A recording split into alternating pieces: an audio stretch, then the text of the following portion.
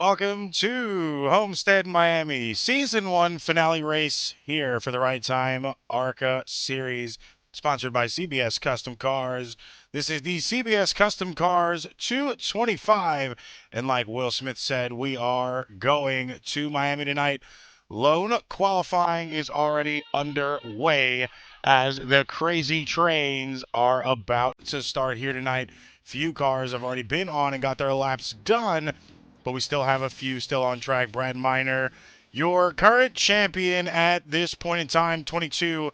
Donnie Honeycutt on the track as well at this point in time, getting his qualifying times done, waiting to wrap up this season with a bow here tonight. 82 of DJ Norris as well on the field, doing his qualifying time right now. 06 of Edward Cross Jr. in a beautiful Bobby Labonte throwback scheme. 71 of Kevin Nolf as well, finishing up his qualifying. 7 of Taylor Miner also on the track. 16 of Mark Randall, just finishing up his scheme with a little biffle throwback there on the number you see on your screen. Falling in reverse with the number 16. Mark Morton, the original Crazy Train. Dale Earnhardt throwback right there. Just starting his qualifying time right now. And someone I love to call King Corey for his NARA's Cup Season Championship, also on the track right now, getting his qualifying time done. Ladies and gentlemen, as always, thank you guys for tuning in. Another week here on the Asphalt Racing Network. We appreciate your patronage throughout the entirety of this season. We are returning here for Right Time next year or next season. Same time, same place, Wednesdays, 9:05, green flag. And then we also will be advancing to Thursdays as well for the truck series for Right Time. Guys, make sure you are subscribed to the channel so you get our new picture-in-picture view here tonight. 15 seconds, we're going to go to the first ad break before we go live.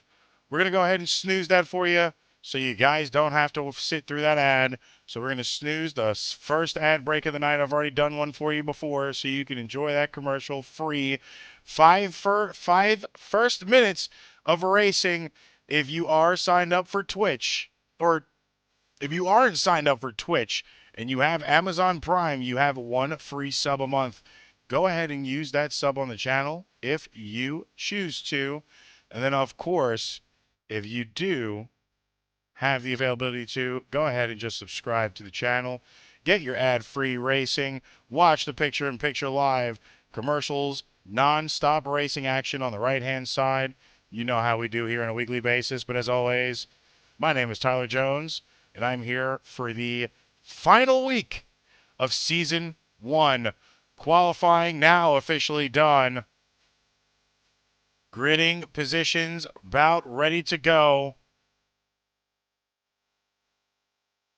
And of course, your pole sitter of the night, the 22 of Donnie Honeycutt. Brad Miner in second.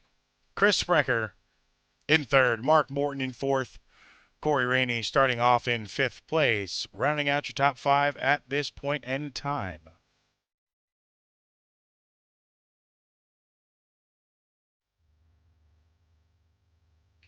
Since they're on the track, we're going to go ahead and throw up the actual grid for you. You guys already know the first top five spots. Donnie Honeycutt in first. Teammate Brad Miner in second. Sprecher in third. Morton in fourth. Corey Rainey sitting comfortably in fifth place. Sixth place is DJ Norris. Seventh place going to Omar Rodriguez Jr. Just on the outside of him, it's going to be Tristan Pena in eighth. Then, of course, ninth and 10th, rounding out your top 10 is Edward Cross Jr. with Blake Sharrow. 11th, Taylor Miner. 12th, Mickey Stewart, who has officially won the Most Popular Driver Award of this season. Congrats to you, Mickey. 13th and 14th is Kevin Nolf and David Callahan. 15th and 16th is John Marino and Aaron Wright. 17th, 18th, Jeffrey Bourne, Matt Banky. 19th and 20th, Brianna Laurent, Jeremy Larson. 21st, Jeffrey Baird. 22nd, Mark Randall. 23rd and 24th spot is going to be Chad Sterlo and Colin Carpenter. Then you have Matthew Worrell, who is actually suspended for the night. So 24th position is going to be all that is given for tonight's race. 24 drivers on the track. A lot to still go through. Still a possible win on the line here. Yes, the championship is practically wrapped up with a bow going to the 22 of Donnie Honeycutt. But there are still bragging rights on the line for the last race of the regular season.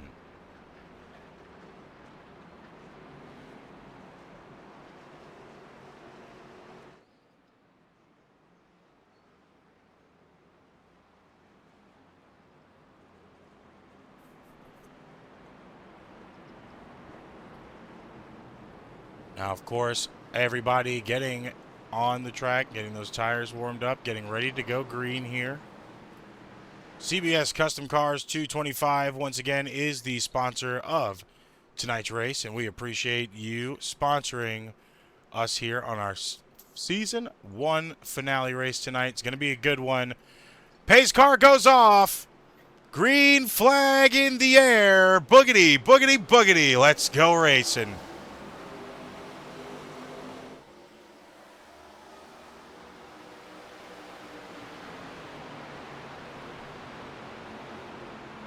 As we always do, we're going to let the cars do the talking here for the first lap.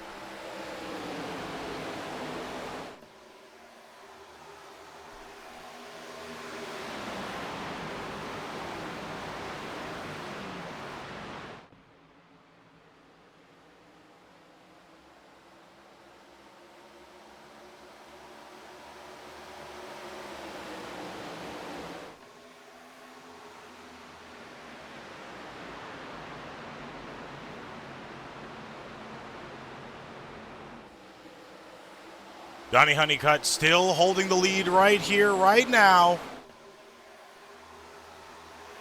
22 now lost the lead to the number 3 of Mark Morton.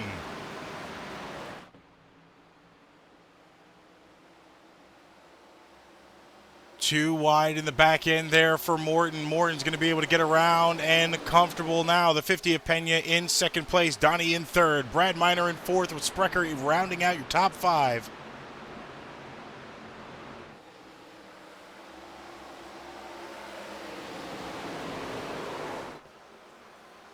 And there's a wreck already in the backfield. Caution out. First one of the night.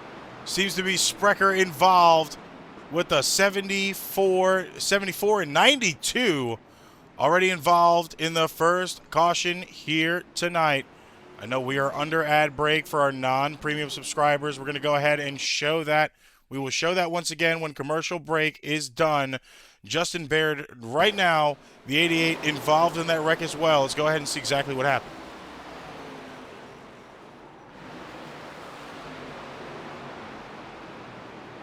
Baird got hit by the 4 of Strelu. Sent to the inside wall. That hurt him pretty bad there to start off the beginning of this race. No fast repairs. They might have one, if I'm not mistaken. I don't know if they've changed up much. This is Strelu's view of what happened. 88 checked up in front. Then you see the 4 car just go right into him. Boom. Wreck in front. The 88 was trying to be mindful and not find anything else, but ended up in a bad situation there. See if we can find the car in front of them.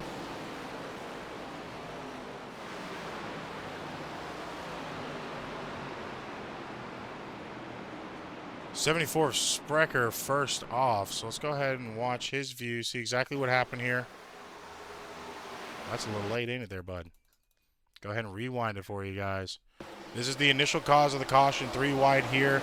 74 went up into the 92 and just caused a huge pile up. Unfortunately, first caution of the night already out. Multiple cars involved. Lot of damage already. Omar in pits, leaving now. Fast repair most likely used for some of these drivers involved in that first caution tonight, and I do not blame them for that. But now it's going to be tricky with a lot of laps left to go. I believe it's 175 laps here in total tonight. Now with the fast repair being gone within 4 laps of this race, that's going to be really tough to have to avoid the entirety of cautions for the rest of this night.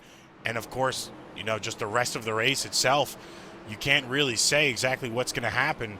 So having to really pull that, you're kind of now really having to count your chickens before they hatch. And you know, that's not something you like to do in the driver's seat.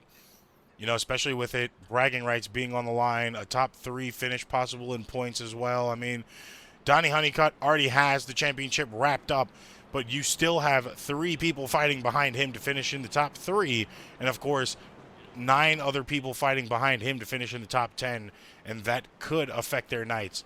So we're going to have to wait and see exactly how all of this is going to go. But of course, right now, you already saw it. First wreck of the night.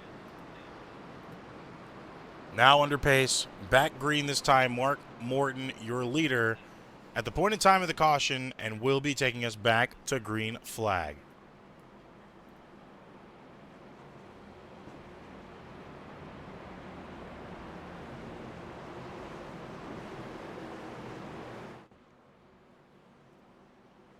If you guys are just tuning in, welcome to Asphalt Racing Network, the home of the Right Time ARCA Series, wrapping up our Season 1 finale.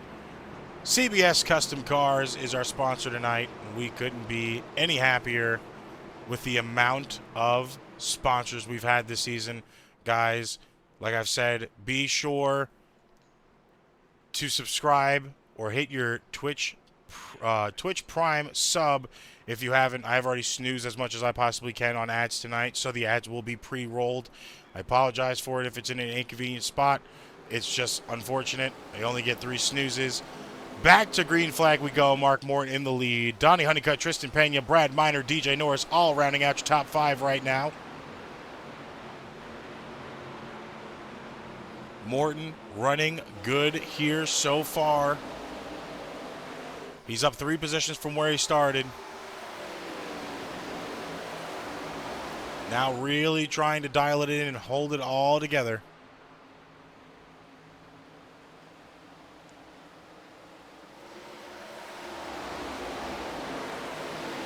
A lot of movement in the backfield there. David Callahan in 16th place, trying to make his way back up to the front pack. Started back here to begin with, but is now trying to move on the outside by himself. No one really helping him up there to get to the front.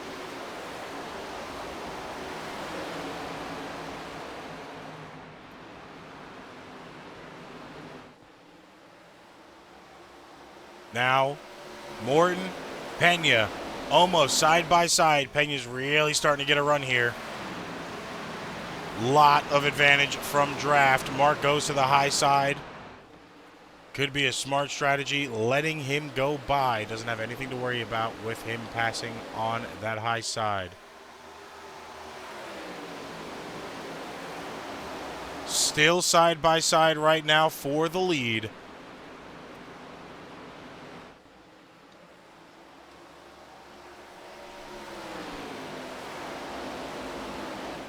Pena takes over the lead. Decent gap between 1 and 2 to the front bumper of Honeycutt in 3rd right now. Top 3 really having a good race right now. They have pulled away from the field.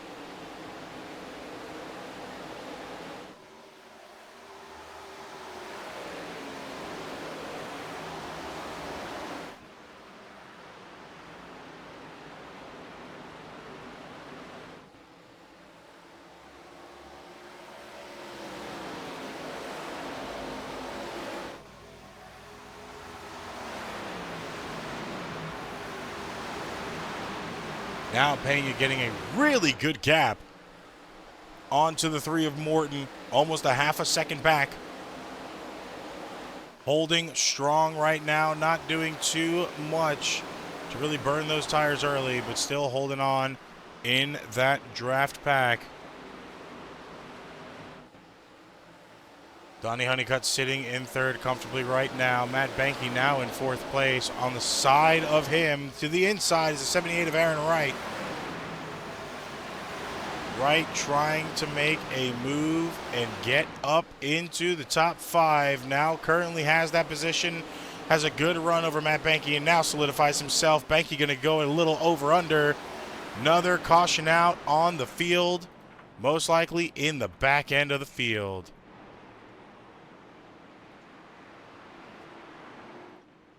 Let's go ahead and see if we can figure out where that caution came from using the blimp cam. 4 car went off track. Most likely, there it is. Number 6 and the 16 got into it. That is Brianna Lauren and Mark Randall. Mark went down low. Brianna came up high, hit that quarter panel, sent them around, slammed them again. Strelo in the back end catches, and unfortunately Randall could not hold it. Makes a little bit more contact. Almost claims the 13 as well. Good save from both of those drivers. That is your second caution of the night right now. 12 and a half, more than 12 and a half laps into this race. 2 cautions. Lot of racing left to go here.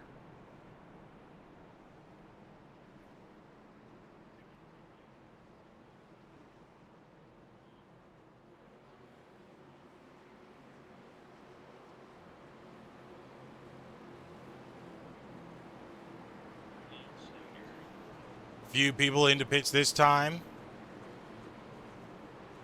Jeremy Lawson is in pits. Mark Randall, of course, in pits with the damage on his car. Brianna Lauren in pits. Chris Sprecher in pits as well. Seems to be the only 3 cars that are going to go down pits. 4 cars are going to go down pits this time.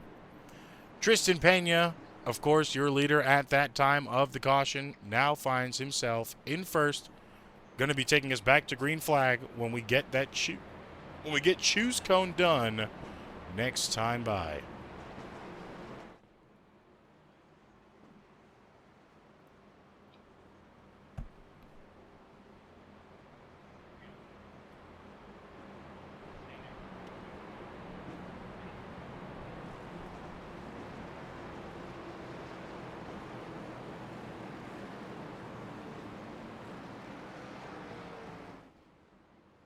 If you are just tuning in now, thank you guys for watching here on the Asphalt Racing Network.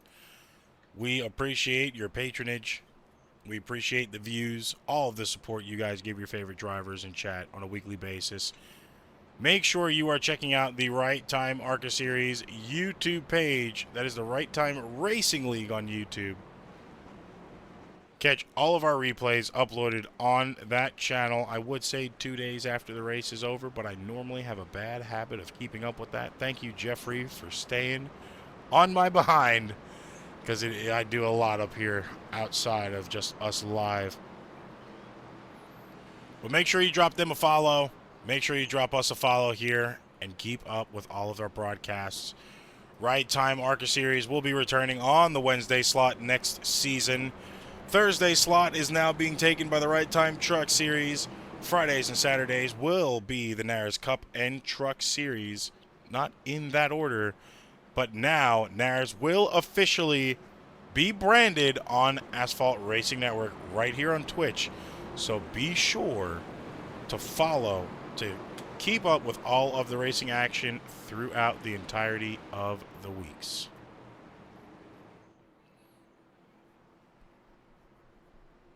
Now getting a little bit of a word from our eyes in the sky, Mike Nitti Jr., who will be actually joining us on the track for trucks next season. That lap 3 incident, number 74, was not clear. 74 got the EOL and a warning for the number 4.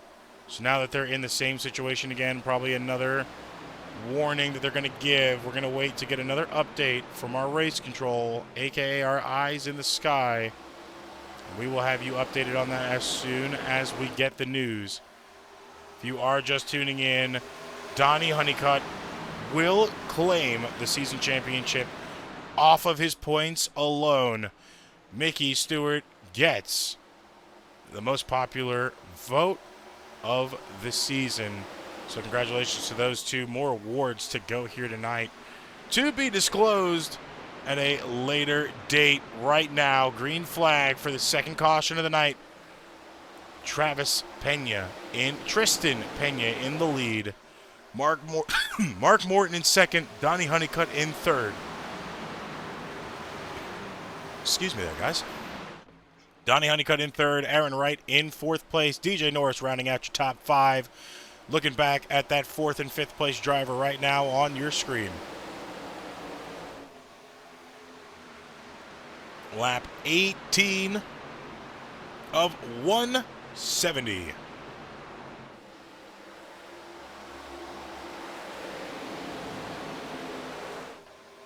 Lot of racing action still to go.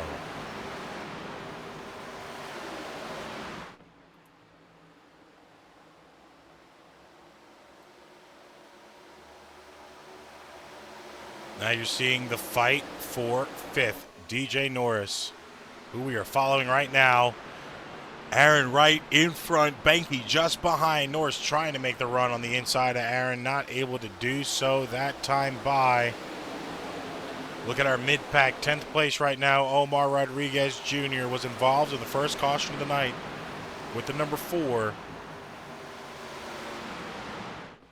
Now finds himself in 10th place, having to work it back up to the front.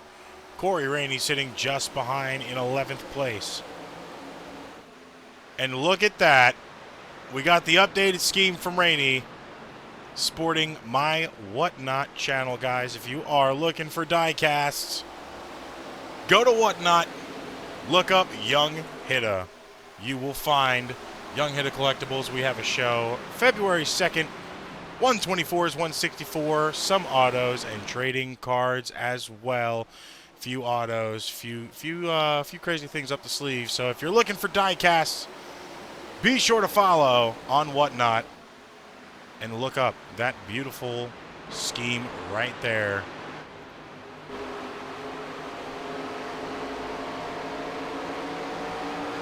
Appreciate the nod. Didn't even know they were doing that paint scheme tonight, so definitely appreciated.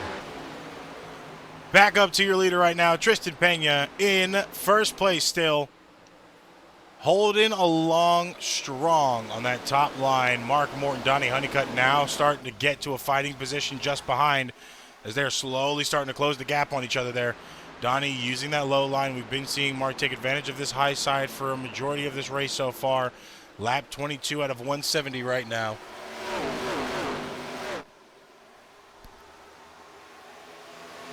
I don't know if there's background noise, but there's a helicopter low flying over, so I do apologize if it's heard.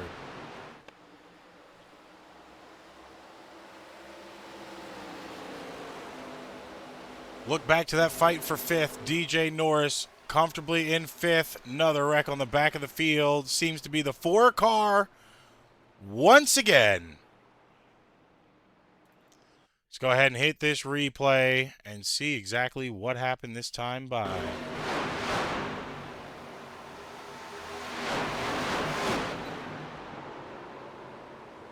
Six of Brianna Laurent with a little bit of contact to that National Guard 4.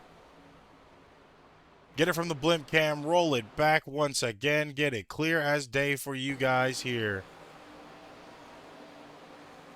4 car in front, Laurent goes low, slides up again into another driver. Spins out the 4. And that is now the 3rd caution of the night. Strelo probably doesn't have so much damage on him, enough to where he can kind of maneuver it at the same time and not really have to worry about possibly sitting in the pits for the entire time.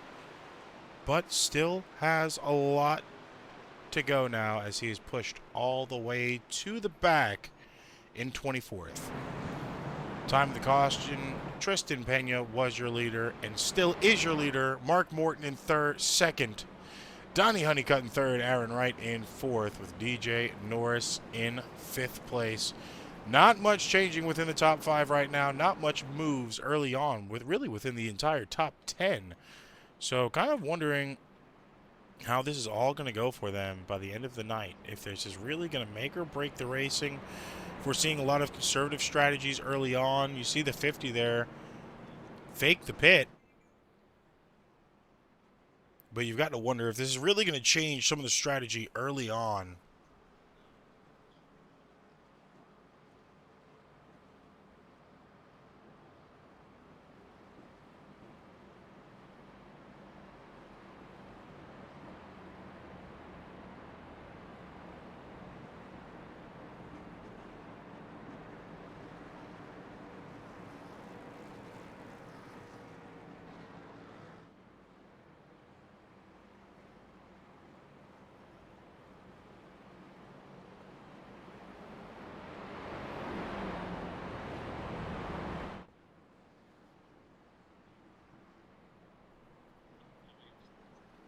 Right now, time slowly dwindling away.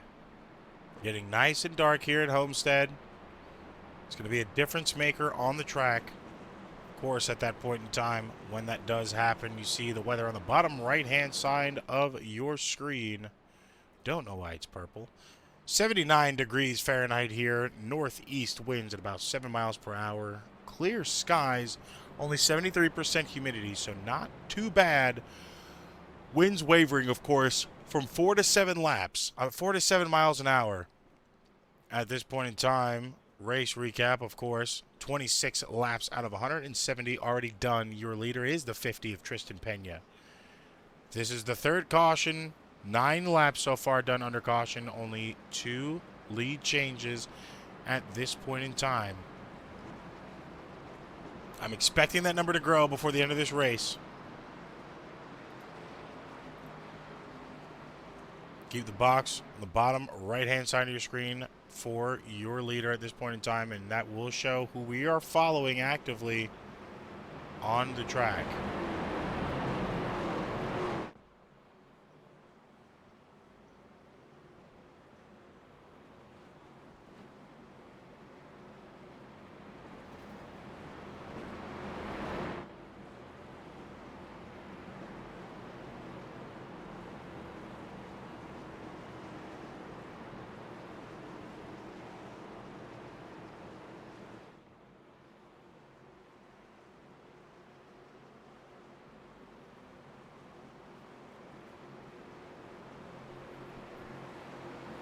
Pace car off.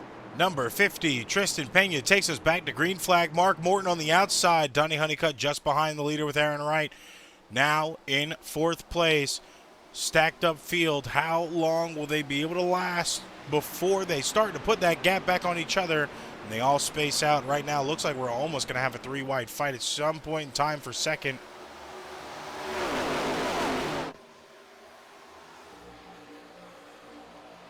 Single file in the front, mid-pack right now, looking about the same. Little bit of a 2-wide action with Corey Rainey and DJ Norris up there.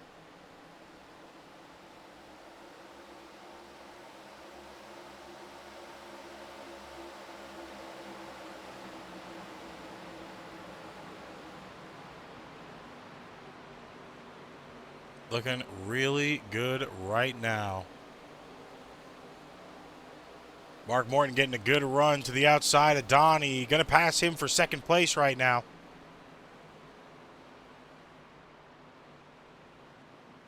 Highline seems to be where it's at, but another wreck in the backfield. The number 4 having a bad night tonight. Sprecher involved as well. We're going to go ahead and show you all views. Brad Miner is reported in a crash, as well as the 28 of John Marino as well. So we're going to go ahead and show you exactly what happened here. 74 looks to possibly slam into the 46 of Brad Miner, who did get spun around. So this happened a little bit earlier on. Let's go ahead and see what happened. Brad might have had contact and did with the 71 of Kevin Nolf. Nolf slid up just a bit, double tapped him into the wall, came down, slams the 23, 74 straight onto the bumper. Marino as well involved in that accident, sitting just behind, or he probably slammed on brakes. Sometimes it will report a crash if they slam on brakes. No, made full contact and then punted into the wall himself.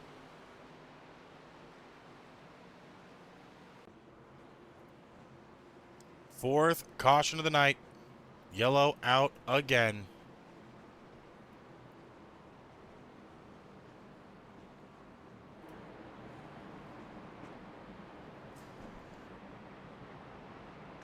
Tristan Pena, your leader that time of the caution, will be taking us back to green as well. But at this point in time,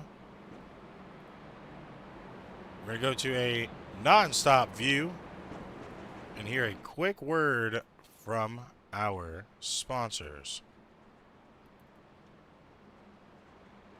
Welcome to VMT Collectibles, your pit stop for premium collectibles.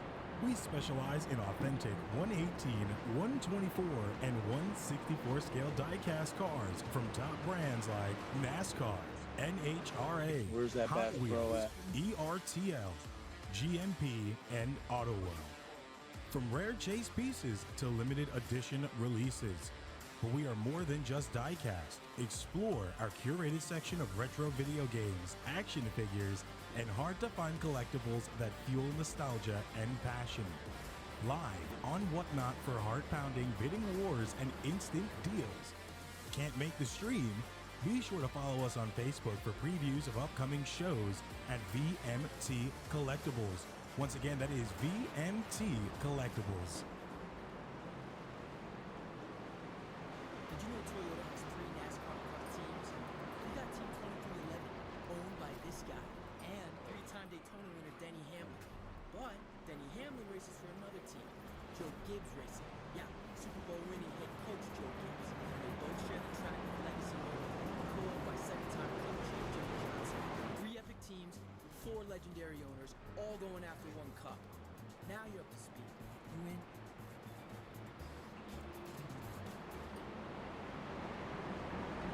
We're back. Quick little break. Good enough for me to get another glass of water. Keep it rolling for you. King, the iRacer, appreciate the 100-bit cheer.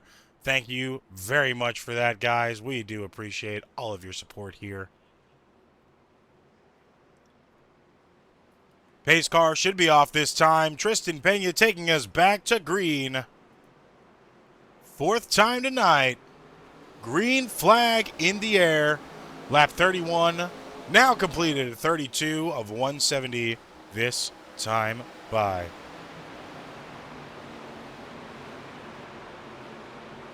Tristan doing really good right now, even with the cautions to keep himself in front. Mark has not been able to find that rear bumper and pass comfortably yet, but has been trying to work himself up to that point. As far as we have seen, now Morton really dialing it in here. He's been using that high line a lot. Didn't want to let didn't want to let Honeycutt get around him that time, so you saw him use a little bit of that draft, now going to the high side because he knows that's what's been working the best for him. Now possibly we're going to see a little bit of a fight here for the lead if he can get up to it. Side by side is him and Donnie. Honeycutt for second now. Donnie's going to get a push from Callahan, who is now in the top 5. Started all the way back in, I believe, 15th place. And has now put himself in the top 5, most likely due to a few of those cautions.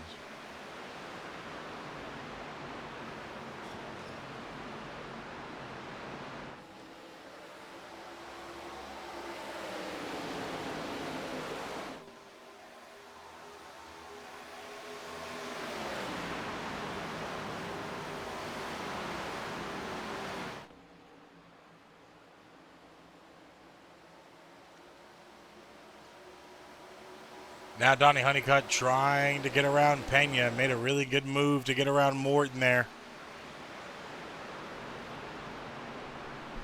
Doing a good job right now. Lap 35. Top of the field, really keeping it clean, giving good fights here. Morton has to get back behind Honeycutt before he loses that draft. Now starting to use that low line. Making a good run while doing it too. Blimp cam time. ARN blimp cam. Eyes in the skies. Let's go ahead and look back to the 92 of Omar Rodriguez Jr. Was in the first caution of the night. Now finds himself back up into 7th place. Side by side with the 82 of DJ Norris. DJ was fighting for the top 5 spot at one point in time about 10 laps ago. Now finds himself just a few positions back in 7th. Still not too far off pace, but not where he wants to be. Corey Rainey now 1 place down from where he qualified in 6th place, sitting just behind Aaron Wright, holding that top 5 spot. 92 of Omar going to dive on the inside, possibly looking at a pass here. Might be able to make it 2.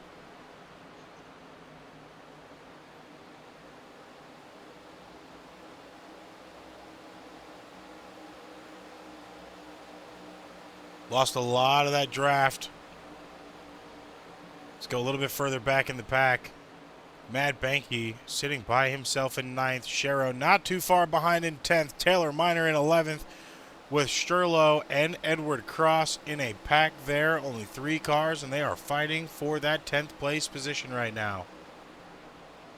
Jeffrey Bourne in the 67 and 14th place with that neon car with the neon gloves. And your all-time Season 1 most popular driver, 42 of Mickey Stewart, sitting comfortably in 15th right now, trying to make his way up to the front of the pack, doing as much as he possibly can to get there. Sprecher just behind Mickey, been in a few accidents himself, now having to dial it back in and get himself back up into a good position. Speaking of accidents, that lap 12 wreck, the 6 did get the EOL for that push. The lap 22 wreck was a black flag given to the 6 car, Brianna Lauren, and then of course that lap 28 that you saw, the EOL was given to the 71 of Nolf. Nolf still in 20th place after that situation. Brianna Lauren now a lap down, all the way in the back by herself on the field.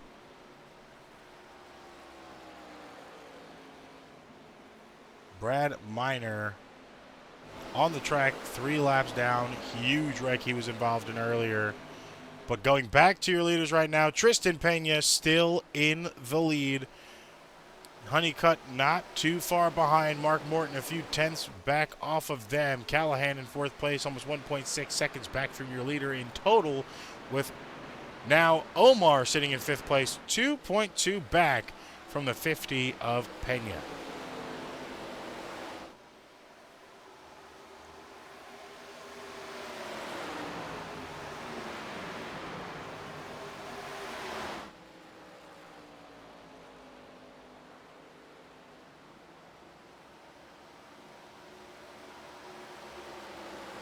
Good, solid racing from the front of the field we're seeing here. Following the 78 of Aaron Wright now sitting in 6th place. DJ Norris, Corey Rainey just behind him, still sitting side by side fighting for that position. Few side by sides right now, almost a 3 wide back there. Edward Cross was able to get through him. Just saw that at the corner of the screen.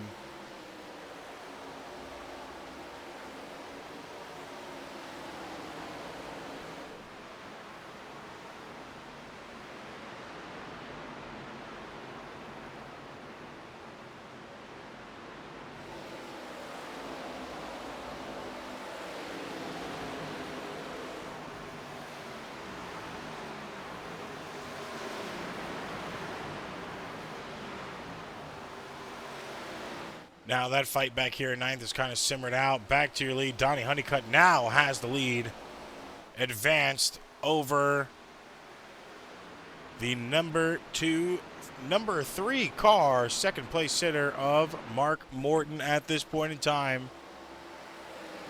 We've seen Donnie get really good runs Normally, early on, when he gets that pole position, he's up there for a long time. Took him a while to get back into that lead position. Now we'll throw it up on your screen just to show you how many laps he has led at this point in time. He's only led 4 laps of this race so far.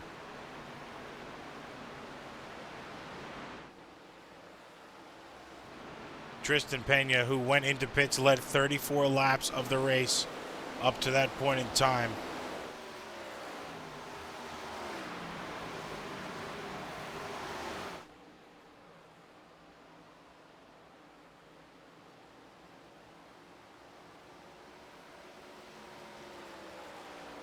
Now, Donnie Honeycutt really holding good in the front, as pit cycles are most likely going to start for a few of those who stayed out.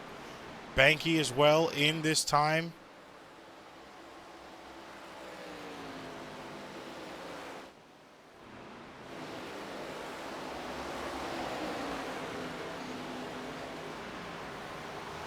Going to let the camera roll through a few of these drivers right now. You're watching the fight between Blake Sherrill and Mickey Stewart.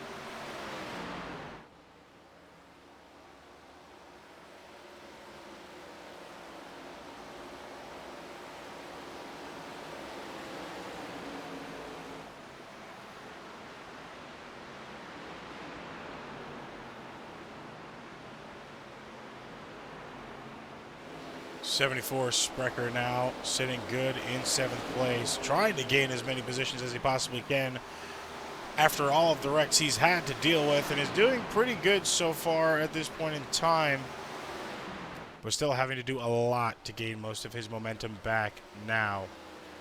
3 wide just in the back of Sprecher.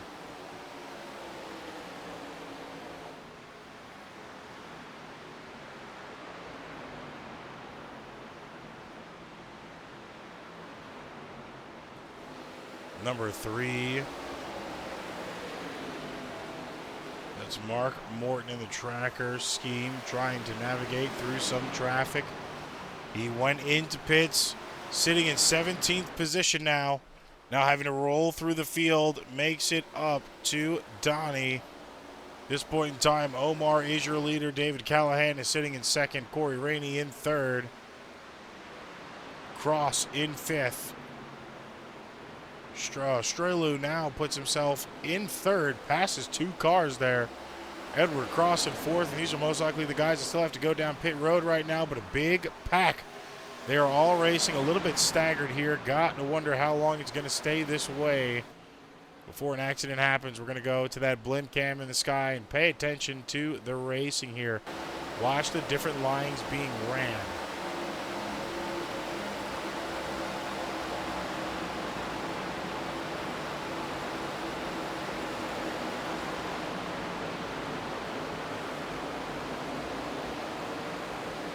David Callahan in 2nd, a ways away.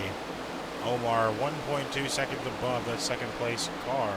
Number 2 of Callahan. Number 4, Strelu, fighting hard to stay up in the front now. A few more cars are in. Callahan goes in this time for pits.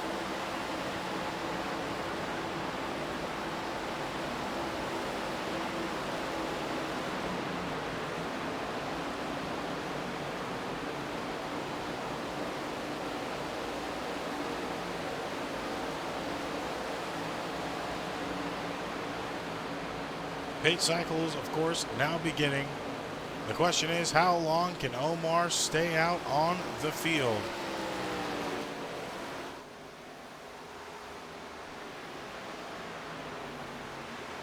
Strelu still in 2nd. Edward Cross in 3rd. Mickey Stewart comfortably in 4th right there. That is the People's Champ. Most popular driver award winner of season 1. Now it is his time to shine in his rookie season. Get some time up in the front of the pack. Good pitch strategy might keep him up there as well. A lot of cars a lap down. Everybody from 11th back, all a lap down at this point in time. But of course, a lot of that's going to change when these pit cycles for this front pack start beginning.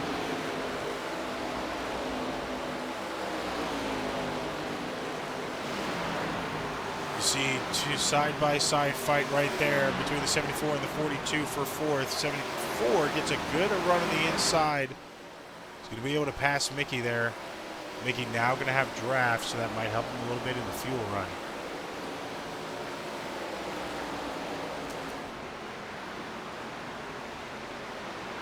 But the tires can't be good. Lap 54 of 170 at this point in time. Last time this car pitted was, I believe, lap 29. So almost 30 lap old tires.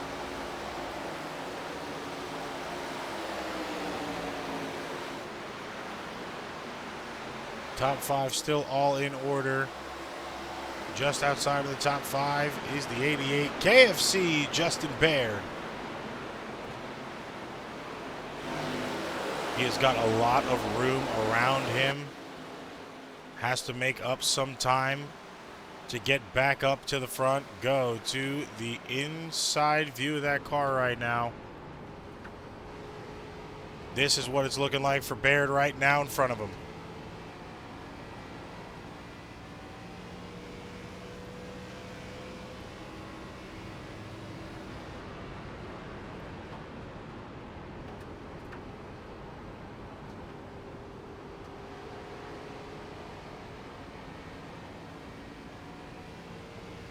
Gets a pass on the outside from 35, that being Matt Banky.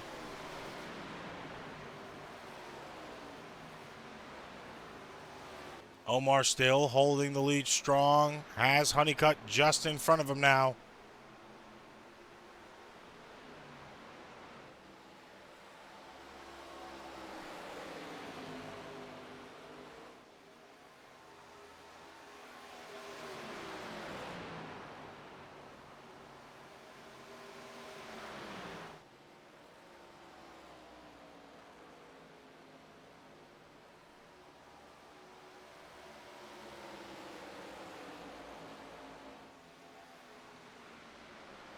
How long can Rodriguez stay out of these tires is the biggest question of the night right now.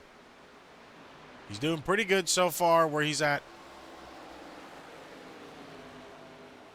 Let me check the last time he pitted at. Last pit lap was 24. So a little bit less than what the guys behind him are dealing with right now, and he's actually able to really hold on strong. Of course, probably not running as fast as our post leaders of the race at this point in time. Let's go ahead and throw up the last lap times on screen now. Caution out again. Looks like the 28 of John Marino involved. Or the 23, excuse me. A lot of damage on his car. He chose to tow it back to pits. Back it up a little bit. Makes some contact with the 88 of Baird. Baird came down. Both of them slammed into the wall. Might be the end of the night for one of two of those cars, if not both. Let's go ahead and go slow-mo for you guys here. The 88 came back down just a little bit too early, trying to stay off that wall. Thought he had a good apex. 23 was just inside. They unfortunately both made contact, slammed into the wall. A lot of damage on the front end of those cars. A lot of damage on the front end of those cars. If they have fast repairs, that's going to benefit them, but I'm not too sure how either of these cars lay right now. 88 able to maintain and keep going. Of course, 23 had to tow it to pitch. You saw it there. A lot of tire damage. A lot of front end damage in general. Able to make it back down to pits though, so that is a good thing. Let's see how the wheels cocked. So the wheel's not bad, so he doesn't have so much damage. I mean, the wheel's also not turning either, so that's a little could be something on my end there. but it wasn't cocked sideways. He's not really crab walking too bad, so he might be able to just get some damage off of that car if he has that fast repair and keep on rolling. Marino cannot say the same for him. Baird is already out of pits with a repaired car, so that's good. Marino now going to have to sit in pits for at least 2 minutes while he's waiting for the rest of that tow to finish off before he can gain back out on the field. This point in time, Sprecher going to be in the lead. Will he be beat out? He's got a good pit box.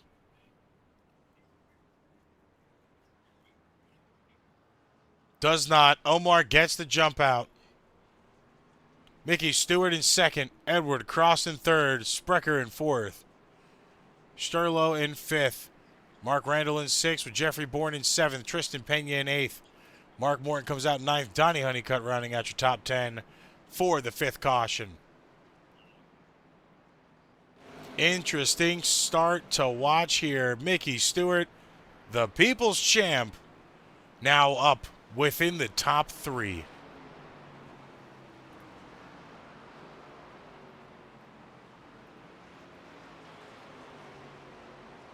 Justin Baird waiting to get to his position.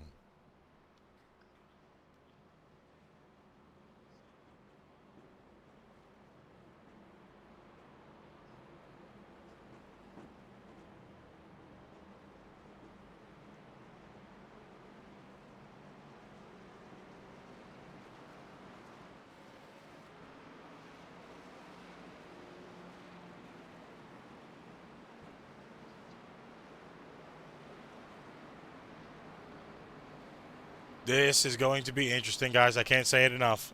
Interesting restart. If you're just joining us, welcome to the Asphalt Racing Network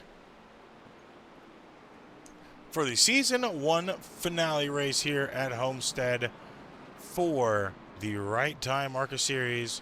This is the CBS Custom Cars 225.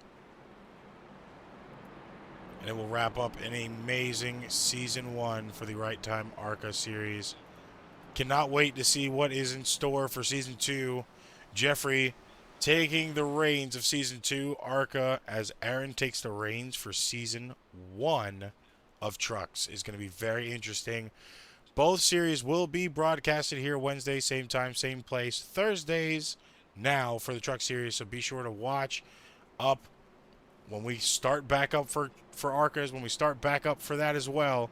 So be sure to tune in for both and follow the YouTube channel if you already haven't. That is Right Time Racing League on YouTube. All uploads, all previous live or recorded streams will be re-uploaded there as they already are.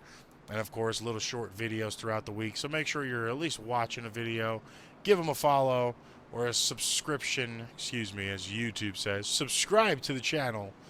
Turn your post notifications on for both channels and be updated as soon as we go live. Line 1, 92 of Omar Rodriguez on the inside with a 42 of Mickey Stewart on the outside line.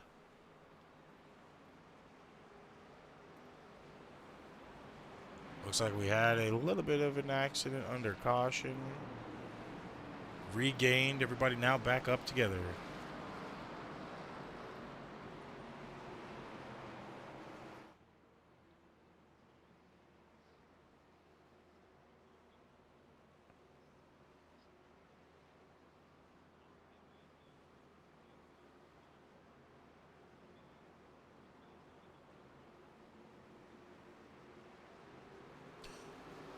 Green flag. Omar takes us back to green. Good jump over the 42 of Mickey Stewart. Mickey now sitting comfortably in second. Has a lot to gain back up.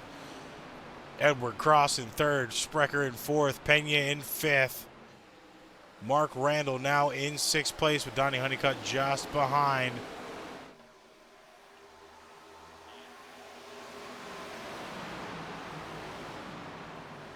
We're about to start seeing a lot of movement.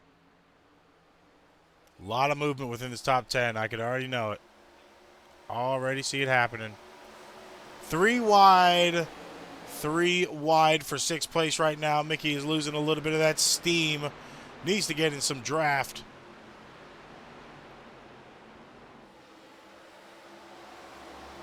What a run back here.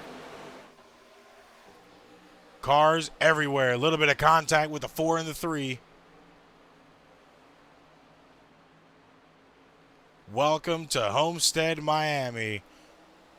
Omar in front by 0.6 of a second right now as they are fighting for every other position on the field right now.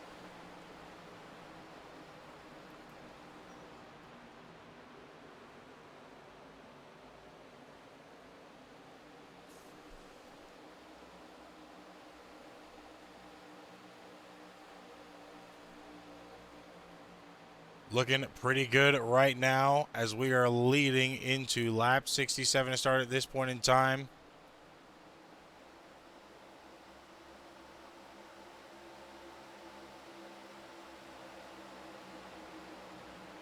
Nearing the halfway point of this race, but ladies and gentlemen, don't go anywhere. About 20 seconds, we're going to go to our side-by-side picture for our Twitch premium subscribers for a quick commercial break. We will be right back with full coverage, but as of right now, we're going to go to side-by-side, non-stop racing action. We will be back in just a few short minutes. Toyota has 3 NASCAR Cup teams. We got Team 2311, owned by this guy, and 3-time Daytona winner Denny Hamlin. But Denny Hamlin races for another team, Joe Gibbs Racing. Yeah, Super Bowl winning head coach Joe Gibbs. And they both share the track with Legacy Motor Club, co-owned by 7-time Cup champ Jimmy Johnson. 3 epic teams, 4 legendary owners, all going after 1 cup. Now you're up to speed. You in?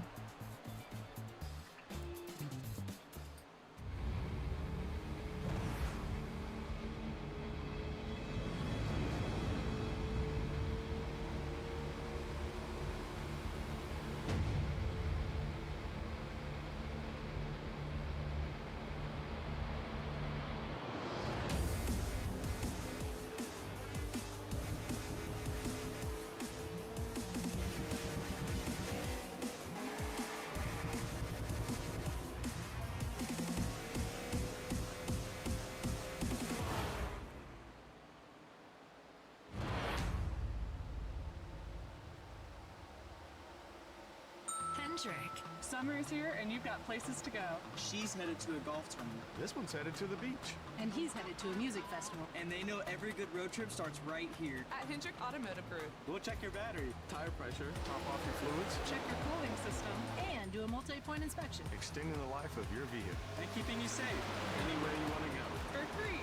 Just make sure you're road ready. All good road trips start here. Book your road-ready appointment today at hendrickcars.com. Last year, Ram killed the Hemi V8, and people had opinions. The same people that killed the Hemi sent me out here with these comments. That's not happening. We own it. We got it wrong, and we're fixing it. You hear that? That's our Hemi. And it's saying, I'm back. Did he say what I think he said? That thing's not a Hemi! Hell yeah, it does.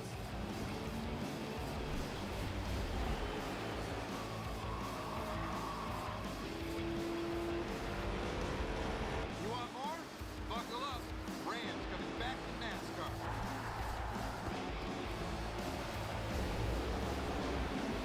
Let's go. We're back in American motorsport. The Hemi's back. We ain't going anywhere.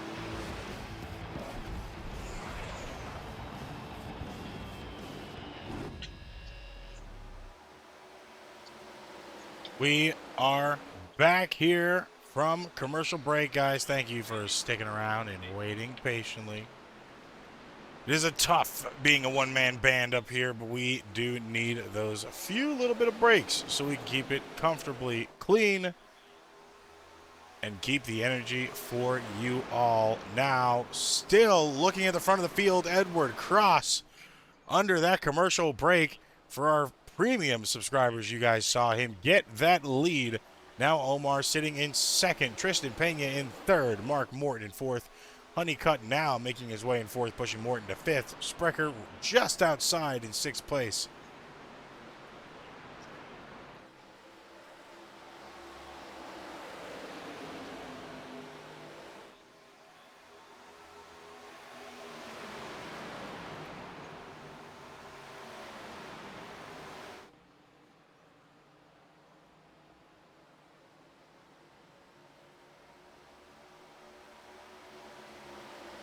Good run right now from Cross.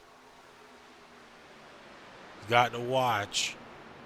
Rodriguez making a lot of time up on that bottom. Going to be able to advance. Now gets the lead back. They are staggered on the top line. Cross does not have much room as he's puts 3 wide here.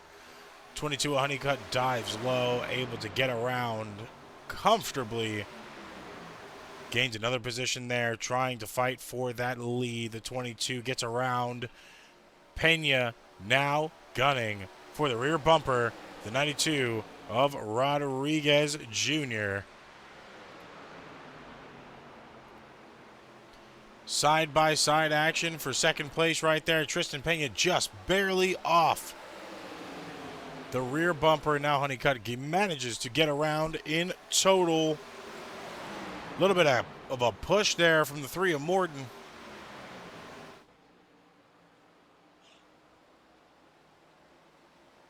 Lap 76 of 170 now.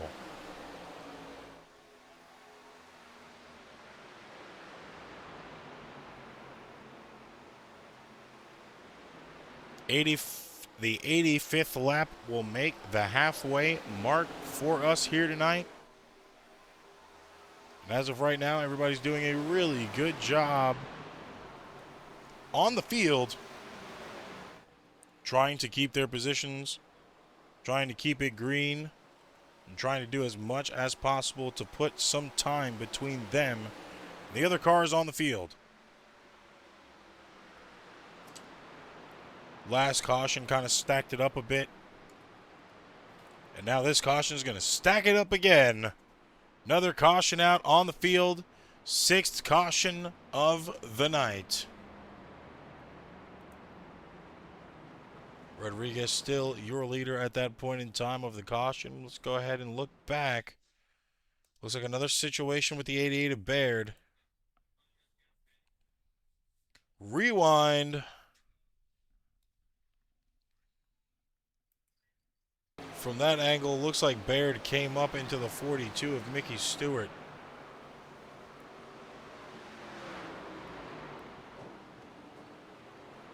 Mickey really didn't have nowhere to go. We're going to go ahead and watch that in the blimp cam one more time.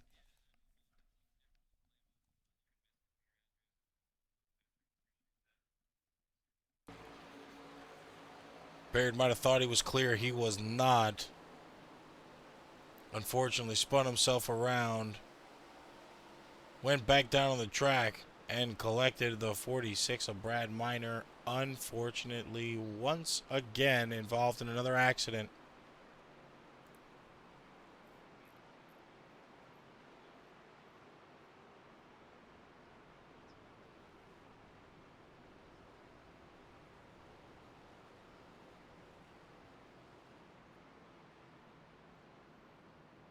Unfortunate situation again for the 46 of Brad Miner.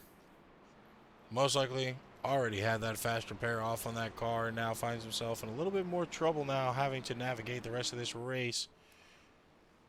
Possibly going to go a lap down with this damage right now. Donnie Honeycutt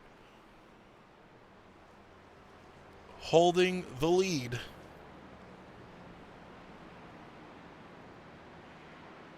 Sterlo in second, Bourne in third, Sprecher in fourth, Cross rounding out your top 5 with Omar just behind, just outside of the top 5 at this point in time.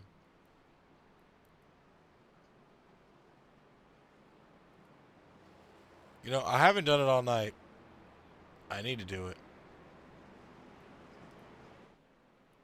Let me make sure I'm set up before I do it.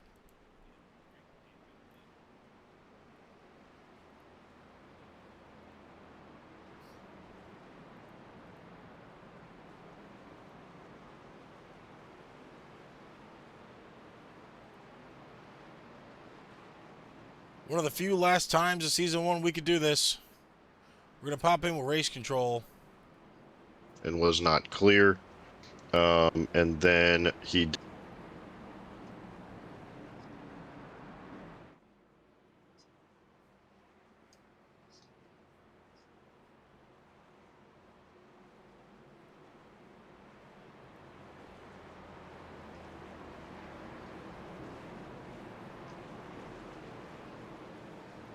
Mr. Nitty currently doing his job. I'm going to let him finish his transmissions over the radios before we get up with him.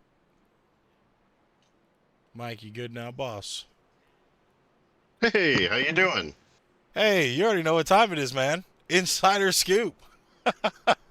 Yes, sir. So, with the racing we've seen so far, 6 caution of the night. We've already seen a few EOLs go out. Another incident there with the 88. I heard the transmission of another black flag being given out tonight. What was the scrutiny on penalties going into this race?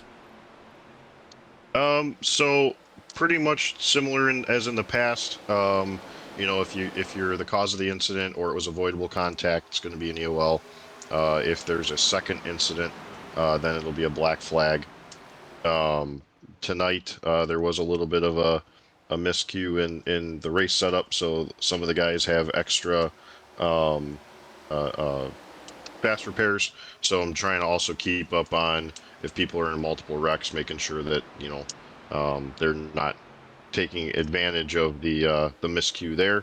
And then we've also had one gentleman tonight who had a pit road entry violation. So we'll be calling that going forward as well. Now, with the way we've geared up so far, we're almost to the halfway point, about 3 more laps. Do you feel like the cautions are going to start multiplying up a little bit more, or do you feel like maybe with some of these black flags, the distance between some of these drivers that have been getting these consistent wrecks are going to kind of wean off a little bit? Yeah, so like the 88 right now, he's in the middle of 1 and 2, so he shouldn't really be around anybody else. He's been kind of in a couple tonight. The other thing too is that some of these guys are also trying to stretch their tires. Just listening to some of the race chatter and radios, you hear some guys saying that they haven't taken tires yet. I believe it was before the lap 58 caution that some of the guys hadn't taken tires yet. So I know we've run quite a few laps under caution, but depending on where you are on the track, I ran a couple laps here before the race started. Hadn't run the ARCA cars at Homestead yet, so that high side can get pretty loose, especially on corner exits. So, the combination of worn tires and running different lines and whatnot, they may be putting themselves in a bad spot. But hopefully things will kind of clean up here. Everybody's learning the track and everybody's doing a good job right now. There's some pretty close racing, like right off of turn 2 right there.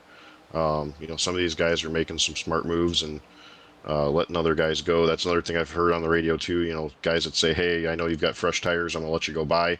So there's some smart decisions that are being made out there. So hopefully, combination of a lot of things will make the second half of the race here improve.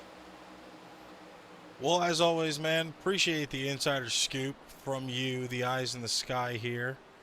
I'll probably be touching base back with you in the next 20, 30 laps, of course, before we end off the night. But as always, man, I appreciate your insight. Absolutely. Thank you for everything you do as well. Man, thank you. That being our eyes in the sky, we need to get him a little graphic made for when I do that. A little eagle eye. Another wreck right there. You just saw it on your screen. 71 to Nulf, 67 to Jeffrey Bourne.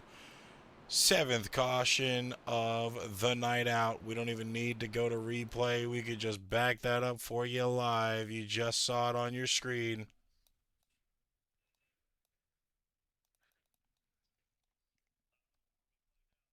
Another wreck right here.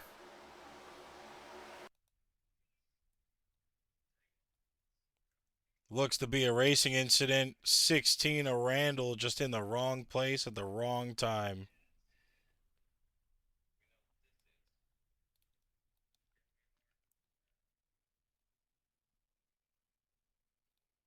Bourne hits the wall to the inside. Gets majority of that damage. Mickey Stewart able to squeak on by. But another accident out. Jeffrey most likely not going to be able to tow that. Most likely not going to be able to make it back to pits. Has to tow it. Will be sitting there for a few minutes as that tow completes. Has a fast repair up his sleeve. He hasn't been in a wreck so far, so that is a good situation for him. He'll be back out pretty quickly. But until then, he will be a sitting duck practically.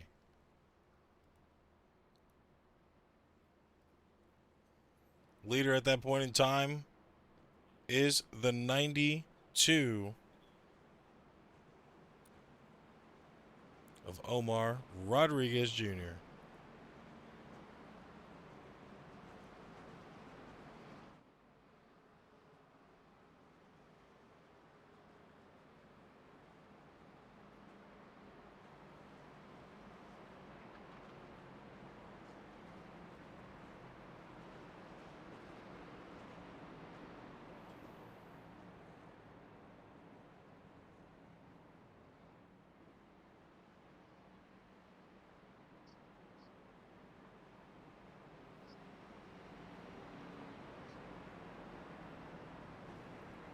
Now we'll most likely see a lot of people go down into pits. Might not see many at all. A lot of these guys do have some fresh tires. Not really worried about anything at this point in time, other than running their race.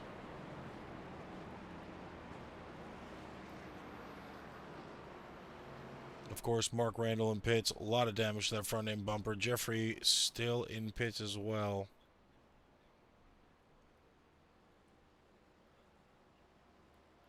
71 and Nolf still able to manage to drive it around the track. Really didn't get much damage from that wreck.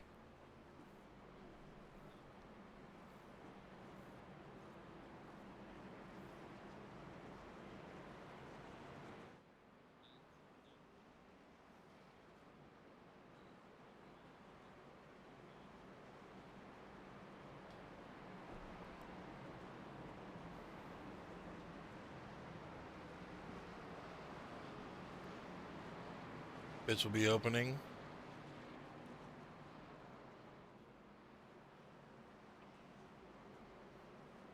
Oh, excuse me. Pits will be closing.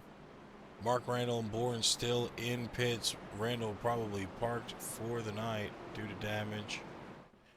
Choose cone. Line 1 is going to be Omar Rodriguez Jr. and Pena to the outside. Sprecher and Strillo in line 2. Aaron Wright rounding out your top 5 with Blake Sherrow sitting in 6, just outside of the top 5 right now.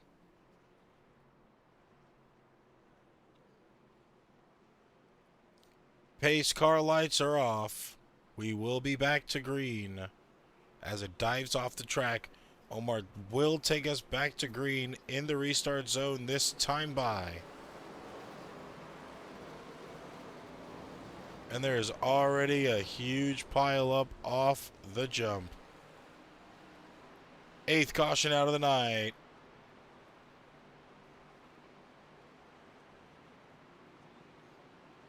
Let's go ahead and go back and watch that from the green flag run as the blimp cam here. Slow-mo this time. Seemed to be a stack up as soon as we went green. Green flag out in just a few moments. See 74 give a bump to Omar. Green flag out, and they're racing at this point in time. 78 Aaron Wright just lost it on the front stretch. Collected the 4, the 33. Most likely the 1 involved as well. No, just squeaks by, but the 6, the 06, the 7, 82 all make a little bit of contact. And of course, Brad Miner spinning himself out to not wreck again.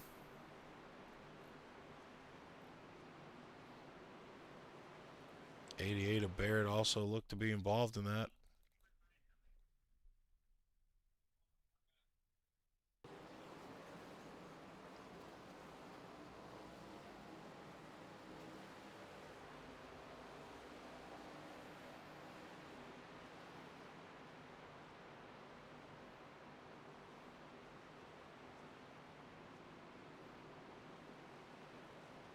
Just a huge pile up there. We're going to go ahead and watch it in full speed this time.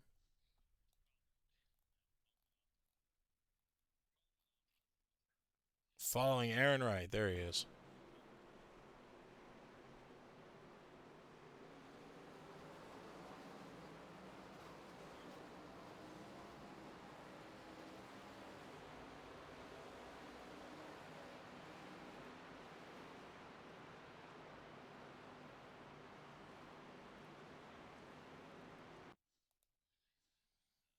Cockpit view of Aaron Wright for this restart.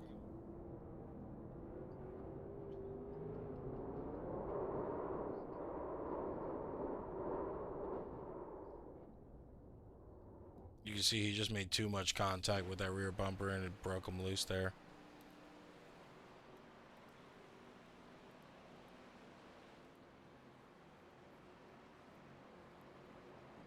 Now, Omar still the leader at this time with a caution.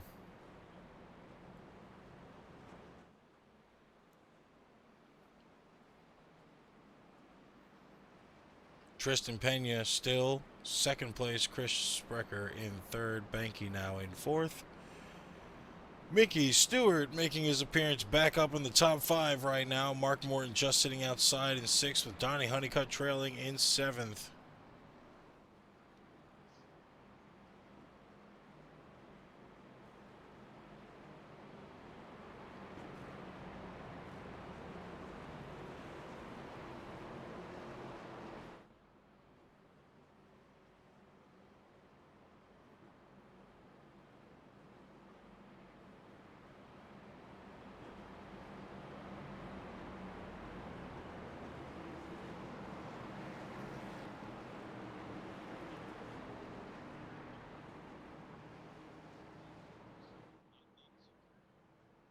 Going to be a good restart here this time.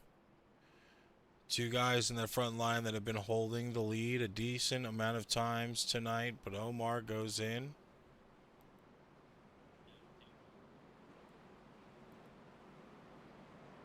Pena now going to be your leader.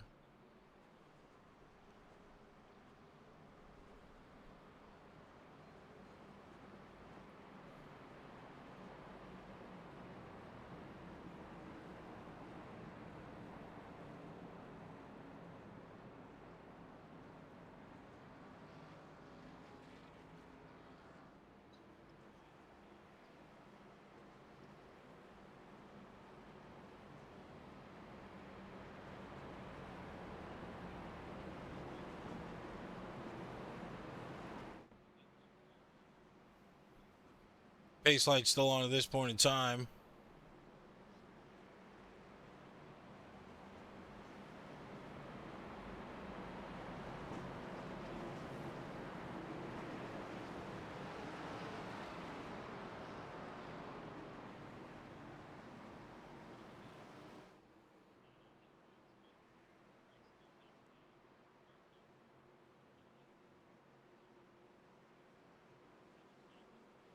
Mickey Stewart and Pena side by side. Pace, car off. Back to green flag racing. Good start with Mickey there. 3 wide. Honeycutt already pushing it, trying to get up to the lead.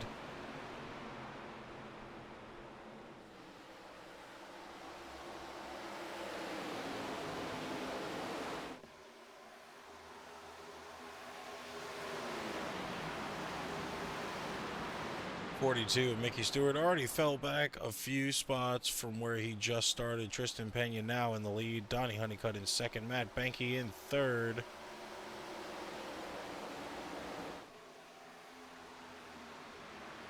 We are over the halfway point of this race now.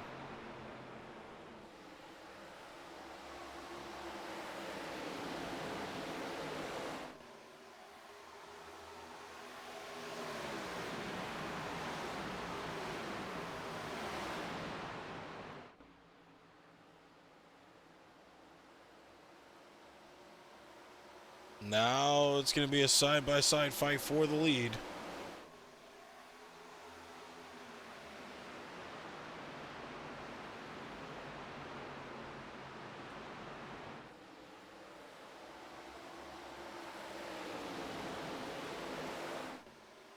Honeycutt got the lead over Pena.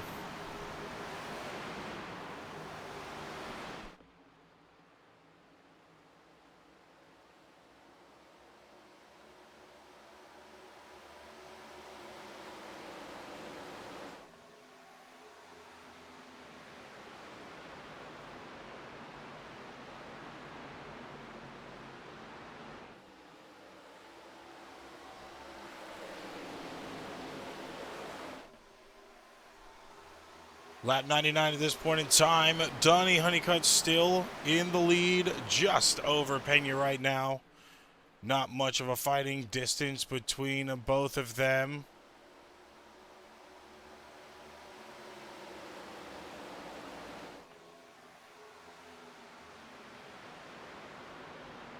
Good fights for the lead at this point in time throughout the entirety of the night. Right now, we're going to roll a quick commercial break. We will be back with more racing action in just a few minutes.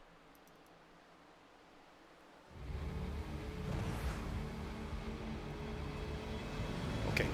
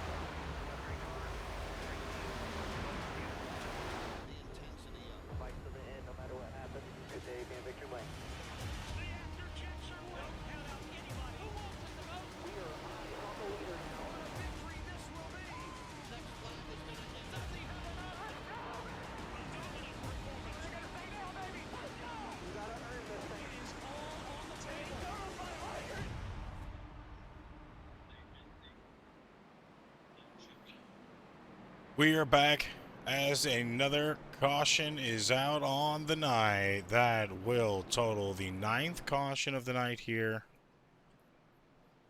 Kind of something we were a little bit worried about. You heard from the eyes in the sky earlier. He was hoping that most of this would change. Unfortunately, a bad situation again for the 67 to Jeffrey Bourne. He was sent 3 wide. The 4 car just got him a little bit there, spun him, came back up on the track, tried to save it. Unfortunately, did not. All cars able to get around clean except for the 88, which rolls the 67 with a huge hit to the door.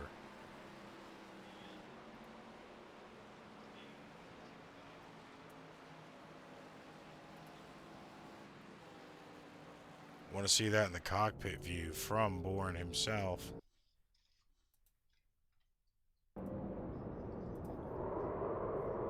It's the original contact. He breaks loose trying to get back up on track. Went sideways. You see that 88 just barely on screen.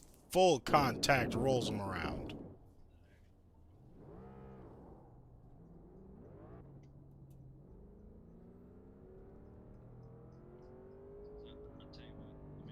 Ninth caution of the night out now.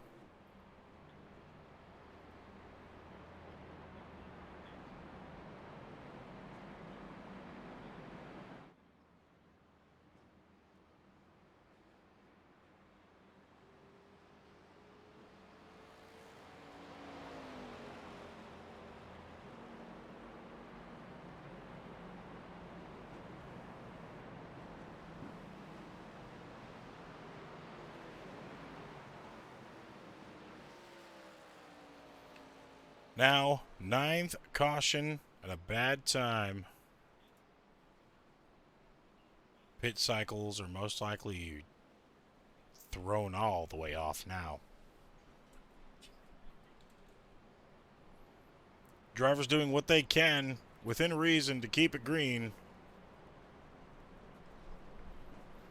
Seems like a lot of the same cars multiple times tonight getting in accidents.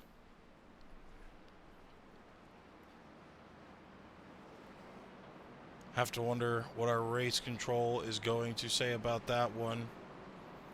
Speaking of which, we haven't given you guys an update. Lap 77, you saw the contact with the 88 on the 42. The 88 got the black flag. We joined race control at that point in time during that transmission.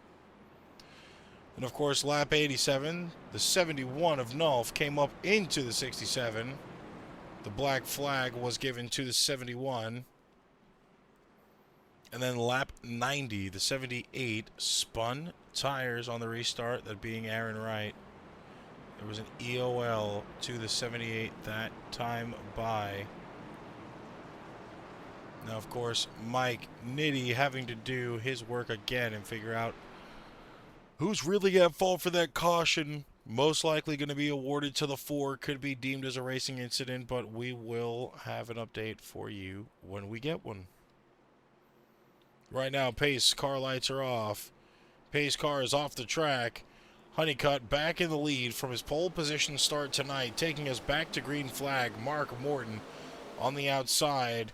It's like we started all over again. David Callahan in 3rd. Corey Rainey now in 4th. Omar Rodriguez Jr. in 5th. DJ Norris just outside in 6th.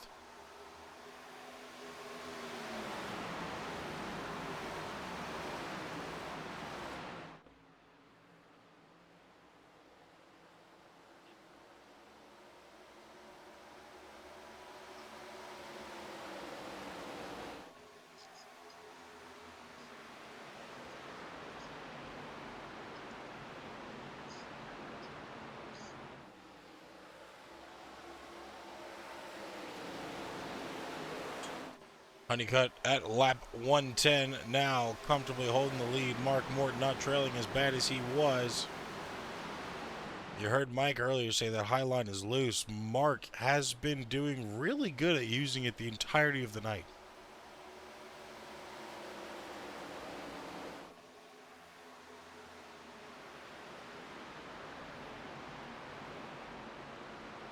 This is the fight we're watching right now. Top 3 trying to get that first place position.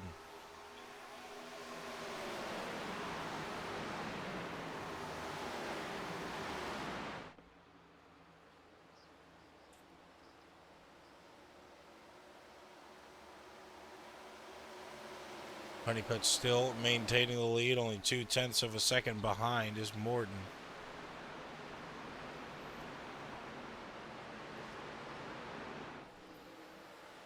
Morton now really closing the gap on Honeycutt.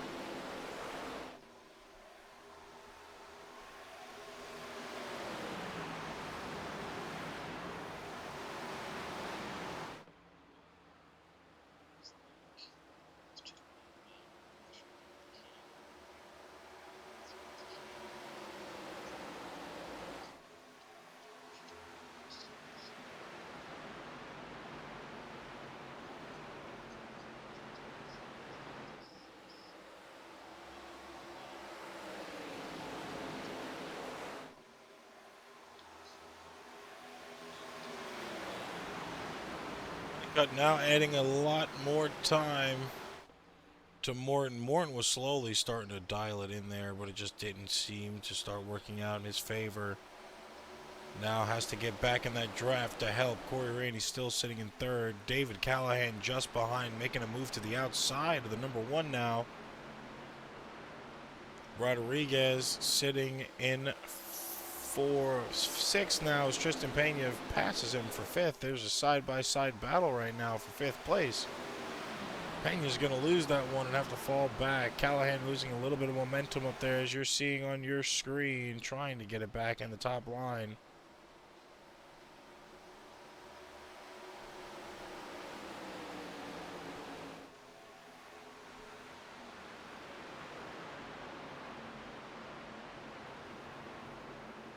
Drivers within the top five really trying to fight tooth and nail right now to gain their positions. 3 wide for second.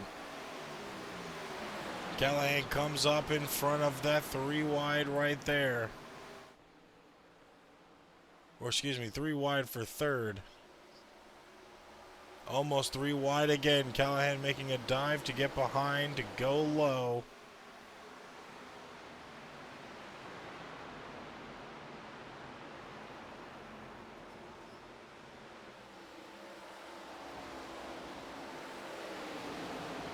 Callahan now putting the heat on Rodriguez. Gonna go make a pass low. Pena goes with him. Rodriguez alone on the outside lane with no help.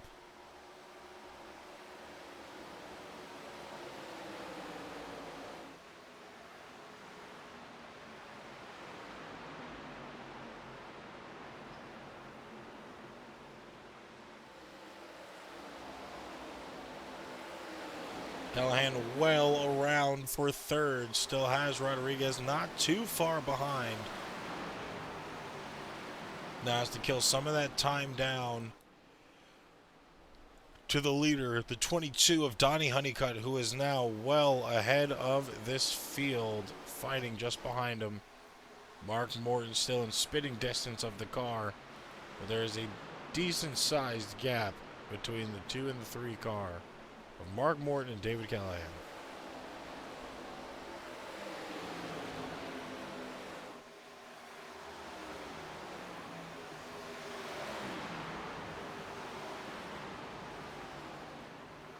Side by side again. Omar going to get the advantage on the high side. They are 3 wide again for third.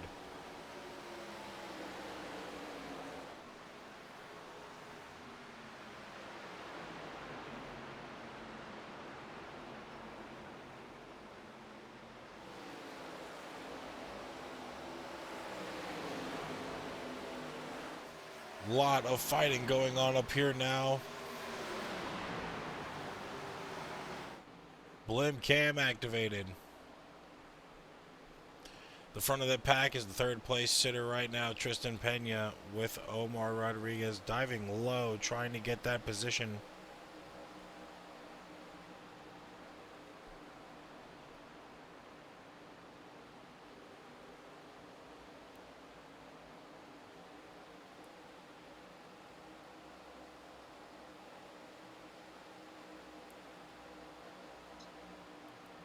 Omar still not able to get that advantage spot. Tries to there. Backed out. Didn't want to start sliding up. You saw a little bit of that.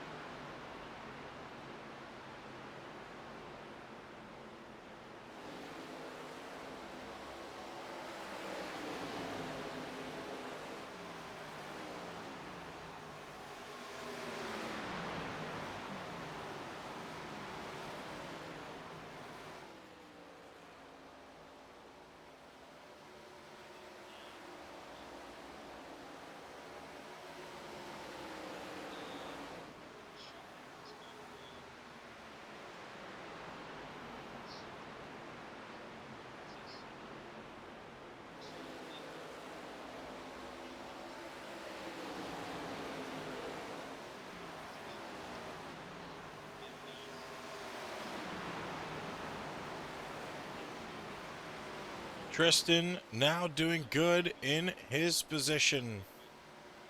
Sitting comfortably in third, side-by-side fight back there for fourth. That's Sprecher and Rodriguez Jr. DJ Norris just behind them in sixth. Now moving to seventh as Callahan makes a pass on the outside, and I'm loving the racing. It's talking for itself right now.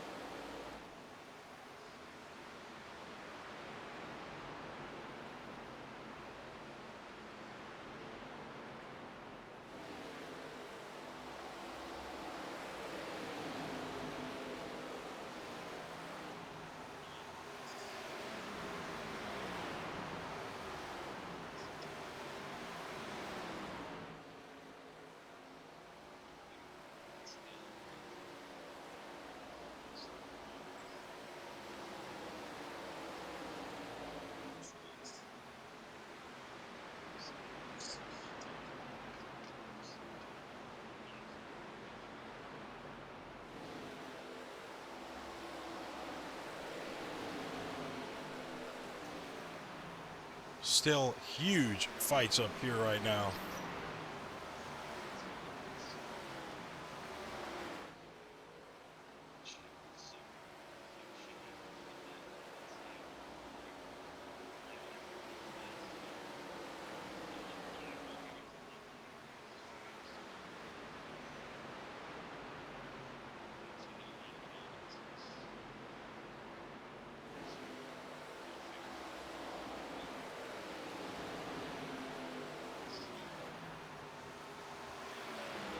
Tristan Pena still sitting in third right now. Donnie Honeycutt still in first. About a second back is Morton now. Pena following behind them with a train of cars behind.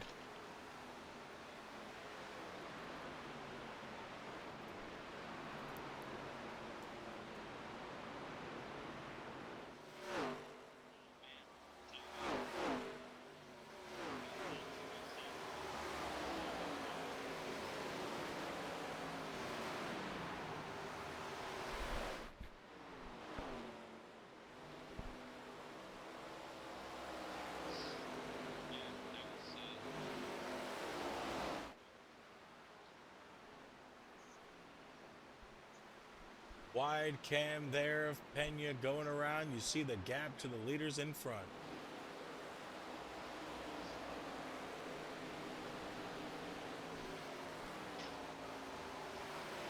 A lot of distance added to these cars now.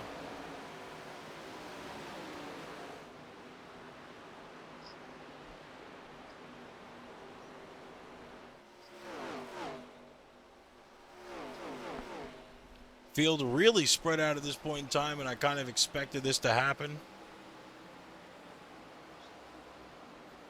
Following Banky in 8th place right now. David Callahan just in front on the left side of your camera. On your screen, excuse me. For Strelo just behind. A little bit of a scrub off the wall there. Now you can see the gap distance following DJ Norris. Now Sprecher just in front of Pena. Pena's gap to the rest of the field in front. About 40 more laps to go. Bragging rights on the line. Championship winner in the lead right now.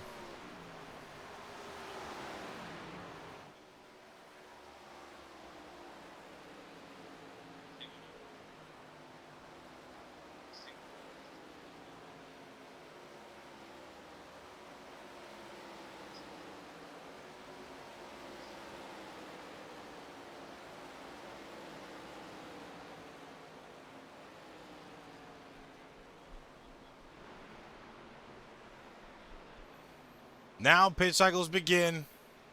Donnie Honeycutt in. Nobody else in yet. Mark Morton now cycles to the lead.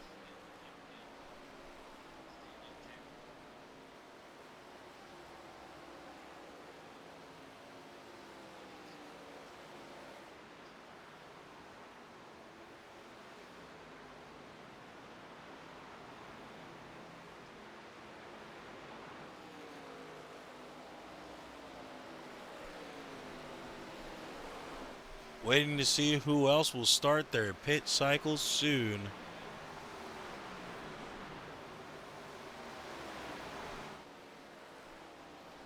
Pitting now practically gets you to the end of the race anyway. It's just about the comfortability. You see the 08 go in. There's the 3 as well. Close call with the 08. He almost got into the back end of him. Tristan Pena. Oh, excuse me. Tristan Pena now your leader at this point in time. 74 Sprecher not too far behind. Same with the 92 of Rodriguez Jr. 50 of Pena in now as well. Sprecher cycles to the lead.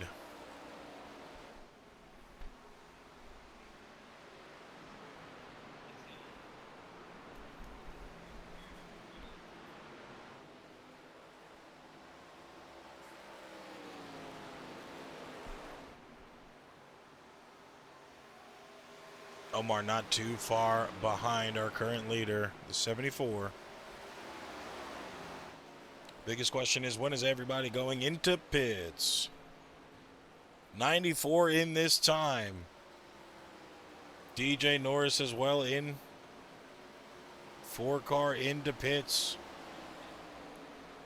Corey Rainey as well into pits as well.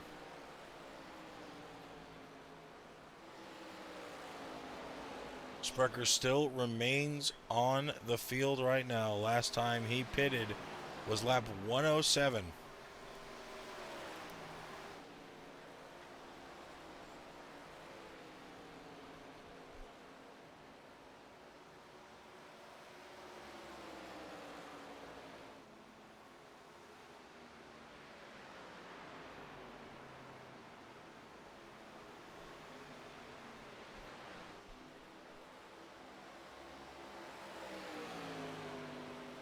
Donnie Honeycutt now passing Sprecher to get his lap back the hard way.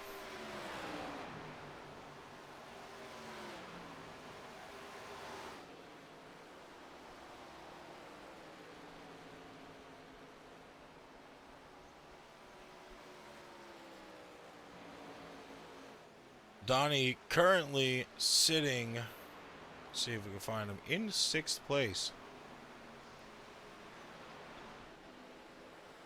The last person on lead lap. Mark Morton not too far behind from getting it back the old-fashioned way.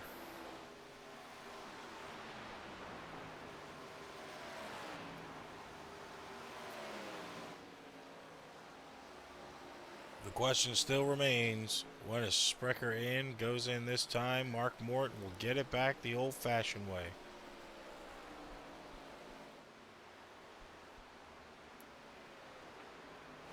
Banky now currently your leader. Aaron Wright to the inside.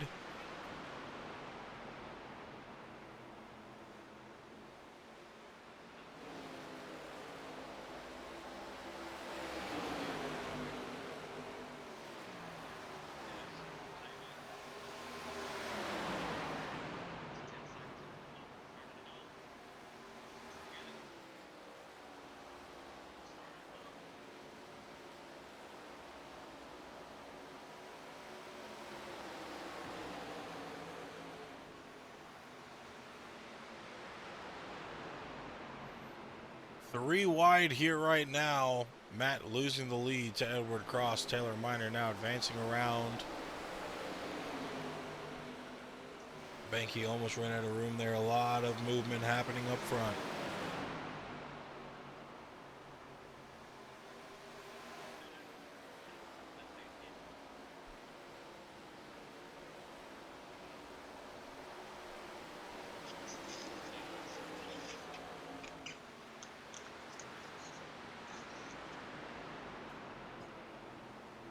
Banky still in the lead right now. Last time he pitted was lap 106, so really pushing those tires right now to try to make it to the end.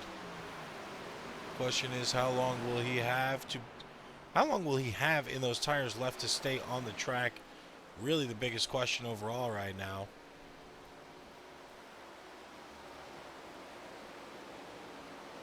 These three staying around each other pretty comfortably. 30 more laps to go. Taylor Miner now taking the lead from Banky. Banky trying to get it back on the outside line. Won't be able to do so. Falls back at least 2 positions. Now they're side by side for the lead. Cross trying to go up to Miner to get the lead for himself.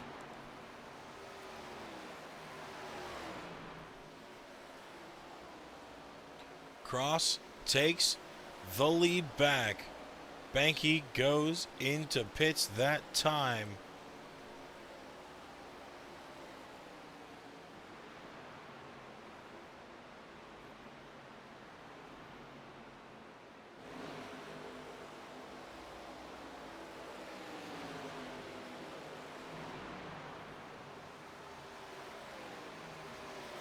Cross doing pretty good in the lead right now. 29 more laps to go. Cross has not pitted since lap 106. Same situation with Miner. Nulf. The last few that still have not pitted from the early lap 100s.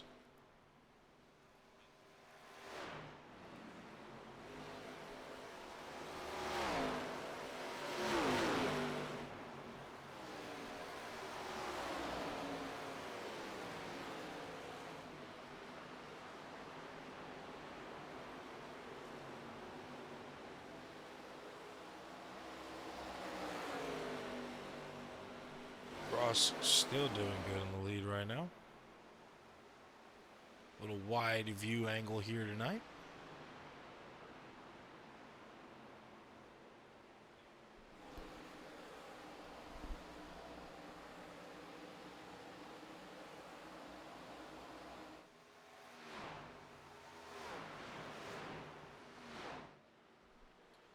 With 27 more laps to go, the biggest question is, how long will Cross be able to hold the lead? Question answered right now. Him and Miner go into pits this time. That means Donnie Honeycutt's going to cycle back out to be your new leader once he passes them, which he is just moments away from doing.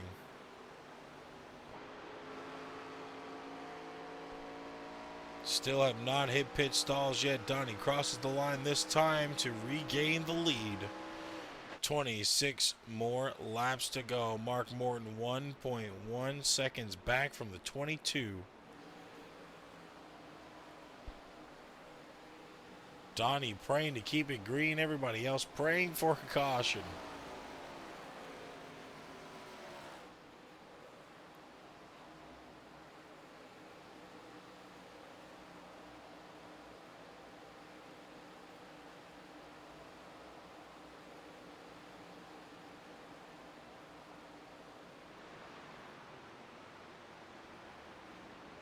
Looking at Mark, not too far behind.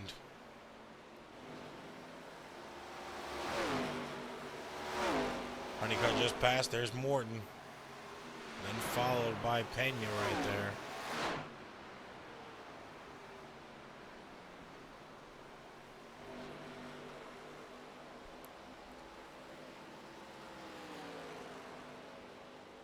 Another one into pits this time. It's going to be the 16 of Mark Randall.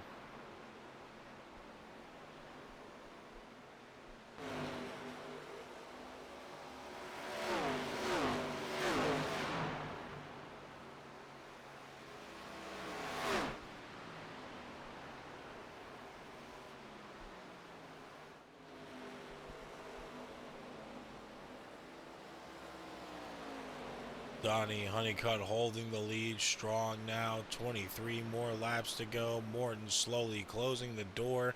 Whose race is it gonna be?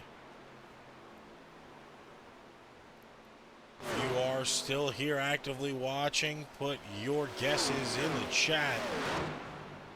We have Fate here. Go ahead and throw up a prediction. If you've got channel points, use them. Who's going to win this race? Is it going to be Mark Morton? Is it going to be Donnie Honeycutt? Or neither?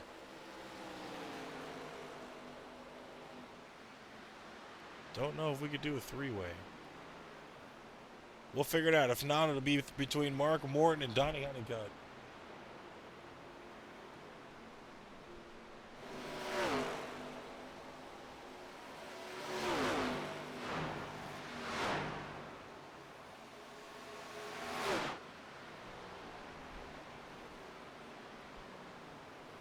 Morton really starting to close this gap now.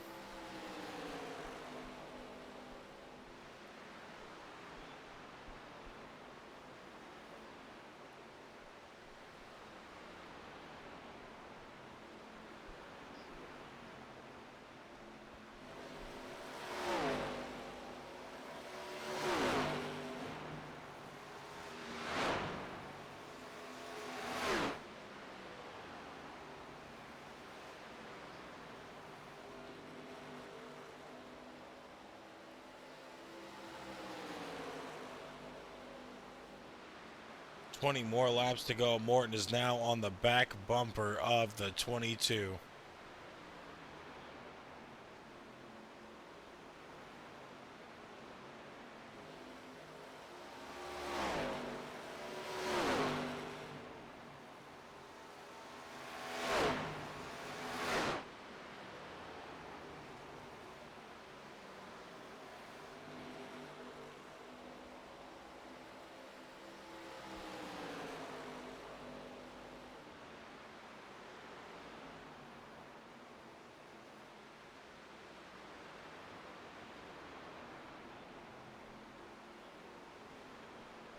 Donnie Honeycutt still in the lead. Not much has changed within these top two here right now. 19 more laps to go.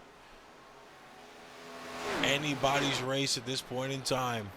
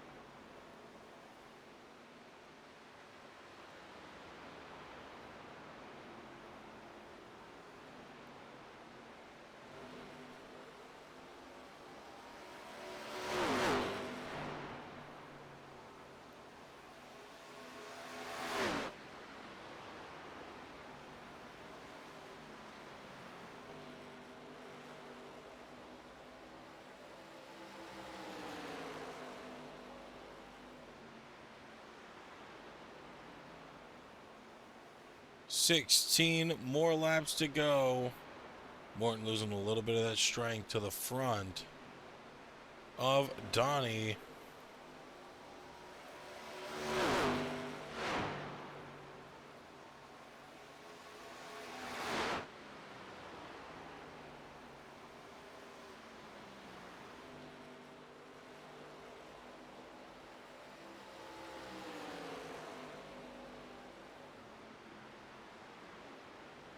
Good racing from both of these guys here.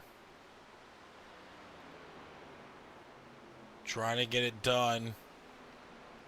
15 more laps to go. One more commercial break for the night during green flag runs. And we will be back in just a few to clean up the rest of season one. Finish it out. Morton in the wall there just a little bit. It's going to cost him a lot more time, but really not much. He is on that bumper right now. Still in the fight, but not near it.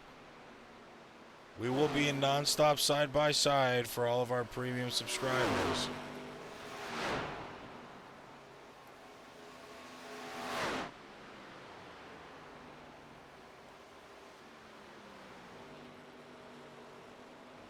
Every family deserves to have a winner. I think it should be you. There's no hacks, bro. It's you against you. You against you. Everybody's great when they're not tired. The champions is when they tired, that's when the real champions come out. That's when a real dog come out. Because if you go piss like a puppy, stay on the porch and let the big dogs eat. Let them on the field. Have some heart. That if you want some kind of a good outcome, you're going to have to work hard for it. and if you don't work hard for something, you're not going to get an outcome that's really worth much. You're not only winning when things are going your way. You got to figure out how to win when things aren't going your way. You know, when you're going through something really challenging, how do you show up within it? Do you choose to become a victim of complaining and misery, or do you find meaning in how you show up in the suffering, you know? But you also have to disconnect, unplug average, and plug yourself into the mindset of a winner. Lazy people do a little work and think they should be winning, but winners work as hard as possible and still worry if they're being lazy. Go do something that's hard. Go try and accomplish something that's hard. You may win, you may lose, you may succeed, you may fail. I'll tell you what, you'll be better. Your biggest enemy is you. My whole book is about you battling yourself. People don't understand it's you against you. The only person that gets in your way is you. Nobody else. It's you. A winner does more than expected every single time, no matter how they feel, no matter the circumstances. A winner shows up 10x times more than the average person. And I'm telling you from the bottom of my soul, it is so easy to beat people today. They are so soft. They have no work ethic. No one can stick with anything. Everyone's distracted. They're on social media. They're counting their notifications because they can't stick with They can't say no. You know, greatness is not meant for a few chosen people. It's meant for those who persistently pursue their dreams every day and make that choice when they wake up. So, just a mentality, really. If you avoid those things that are hard, if you don't accept that challenge, if you don't step up and step into that cold water, and you sit on your couch and eat Doritos, I can tell you this is not a good move. This is not a good move. Don't do that. Don't do that. Just get up. Move towards that challenge, whatever that challenge is. Move towards that challenge and go attack it. Then you negotiate with your body to find more strength, but don't you give up on me, Brock. You keep going, you hear me? You keep going, you're doing good, you keep going. Do not quit on me. You keep going. It hurts. I know it hurts. You keep going. You keep going. It's all hard from here. 30 more. Welcome to VMT Collectibles, your pit stop for premium collectibles. We specialize in authentic 118, 124, and 164 scale die-cast cars from top brands like NASCAR, NHRA, Where's that Hot Bass Pro Wheels, at? ERTL, GMP, and Auto World. From rare chase pieces to limited edition releases. But we are more than just die-cast. Explore our curated section of retro video games, action figures, and hard-to-find collectibles that fuel nostalgia and passion. Live on Whatnot for heart-pounding bidding wars and instant deals. Can't make the stream? Be sure to follow us on Facebook for previews of upcoming shows at VMT Collectibles. Once again, that is VMT Collectibles. We are back here. 6 laps to go. 5 this time at the line. Donnie Honeycutt still in the lead. Mark Morton trailing just not too far behind, but still not enough to make it count right now. Who will get the win? 6 more to go. Appreciate you guys watching through and through. If you have been here from flag to flag coverage, we appreciate all of your views on a weekly basis. Be sure to drop a follow here on Twitch And make sure to follow the Right Time Racing League's YouTube as well for all uploaded past live streams and, of course, shorts made by yours truly, Jeffrey Bourne. Right now, 5 more laps to go. Donnie Honeycutt strong in the lead. Will Mark Morton be able to take the last win of the season here, or will Donnie wrap up the championship with a win here tonight? 4 laps to go this time by. Not much has changed. Tristan Pena is in third, ways away from the leaders. Sprecher in fourth place. Omar rounding out your top 5. David Callahan sitting back in sixth, with DJ Norris in 7th, fighting there for that position. But right now, the fight to watch, Mark Morton and Donnie Honeycutt.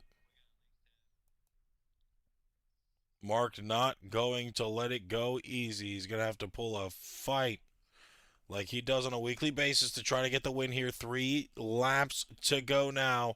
Slowly starting to dial it back in on Donnie using that draft.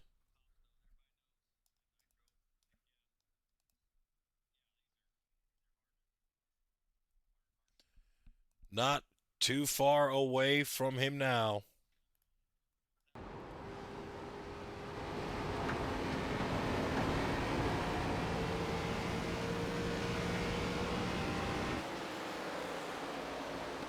Two laps to go.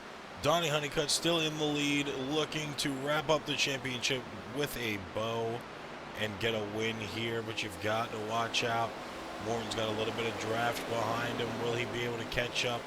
1 more lap to go in just a few short moments. 42 of Mickey Stewart helping Morton with that draft a little bit. Not to his advantage, though. Morton still a decent amount back off that leader, about 4.5 or 0.45, excuse me. White flag in the air.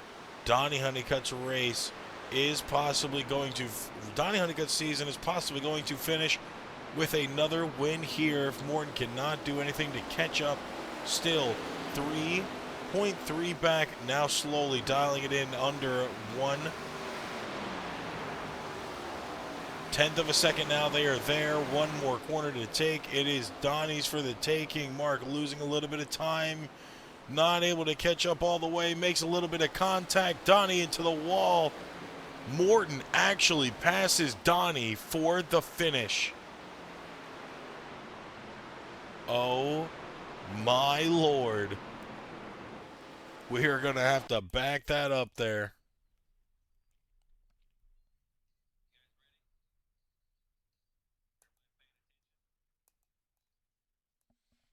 I'm going to have to do some fourth wall breaking here, guys. I want to get you the best view on this finish right now. So if you excuse me for just a second. Excuse me for just a second while I move some of this stuff out of the way. Let me break it so I could aim it.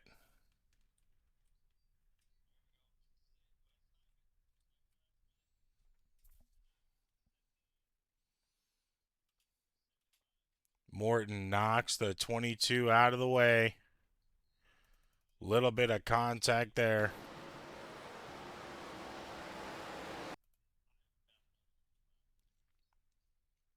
Pushes the 22 out of the way with a little bit of a bump. And is the actual leader crossing the line.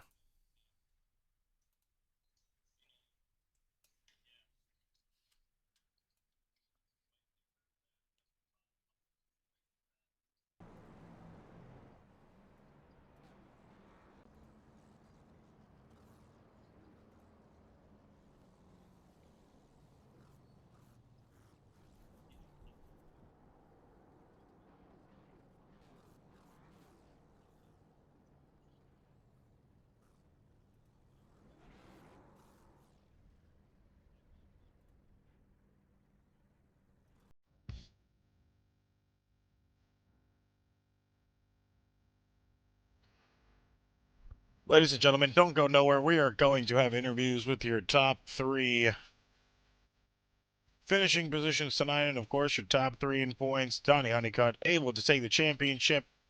But we're going to let Morton celebrate if he's got some gas left still in that car.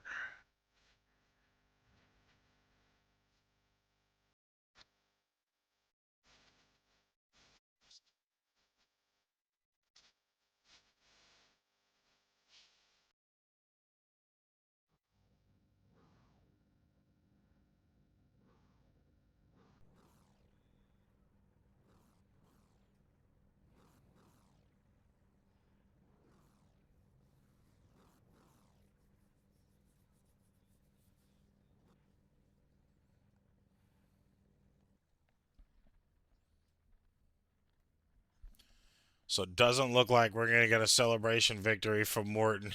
He ran out of gas.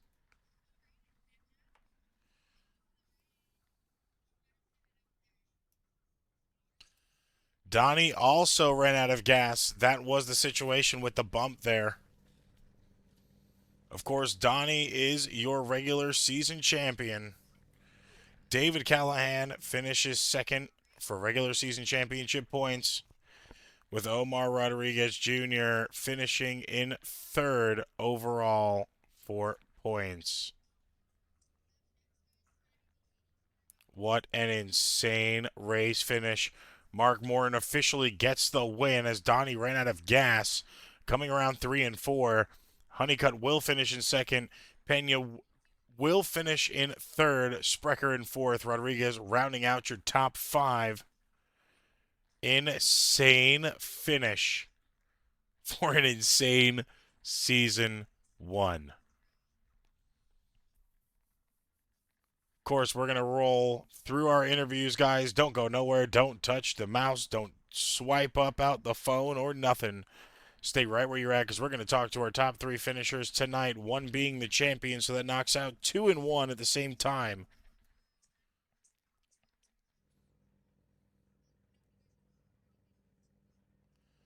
First interview, we're going to roll with Tristan Pena. I just got to get your audio included. All right, boss. Good race from you tonight.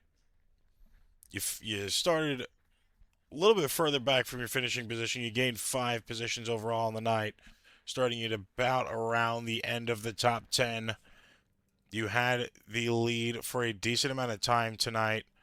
What do you feel like is the takeaway here as to why you couldn't have got that win? I felt like in the back half of the race, after like all the pit stops and stuff like that cycled out, I was definitely in dirty air, which didn't help. I was definitely not as good as those other guys in dirty air. It just seemed like I couldn't get passes made, and I think that's definitely what cost me the win because I was so far back. I mean, you seemed like you had a really good car tonight, though, just to be able to keep up with everybody. Was it a little bit, difficult early on? I know a lot of people were saying, where normally, Homestead is elusive for having a loose high line. Did that kind of, influence your decision on where you ran tonight, or did you feel like the car was comfortable anywhere on the track? Um, Tonight the track was really tight because these cars are tight overall, and they're really aero dependent. So I mean, you just have to really stay out of other people's dirty air. I mean, just run where they aren't. Well, now that this race is kind of the season is wrapped up, what are your thoughts and kind of your strategies moving forward into next season? Will you be rejoining us here in ARCA? Are you moving to trucks? How are you? What's kind of your navigation at this point in time in our off season to prepare yourself for next season? I'll have to see how it goes. I had a lot of fun in the 2 races I ran here. Hopefully, I can race full time next year. Well, we hope to see it from you, of course, before you go and enjoy the rest of your Wednesday night. Like I always ask everybody, do you have any shout outs you'd like to give to anybody? My mom and dad. Well, I mean, short, sweet, to the point. Hey, can't be mad there. Congratulations on your third place finish tonight. We look forward to to see what you're going to be able to do for us next season, whether that's full time or part time. Once again, congratulations, and we hope you have a good night. Of course. Hope you guys have a good night too. Thank you. That was your third place finisher, Tristan Pena. 2 races in, man. Really good racer so far from what we've seen. I mean, had a majority of a dominant run up front all night, was able to maintain that for a while, and just, unfortunately came up short, but still good run from him tonight to show what he has in store for season 2. Now, going to the next interview we have for the night, it is our championship winner, but unfortunately not the race winner. That is the 22 of Donnie Honeycutt. Brother, how you doing? I'm doing good, man. How about yourself? Doing good, man.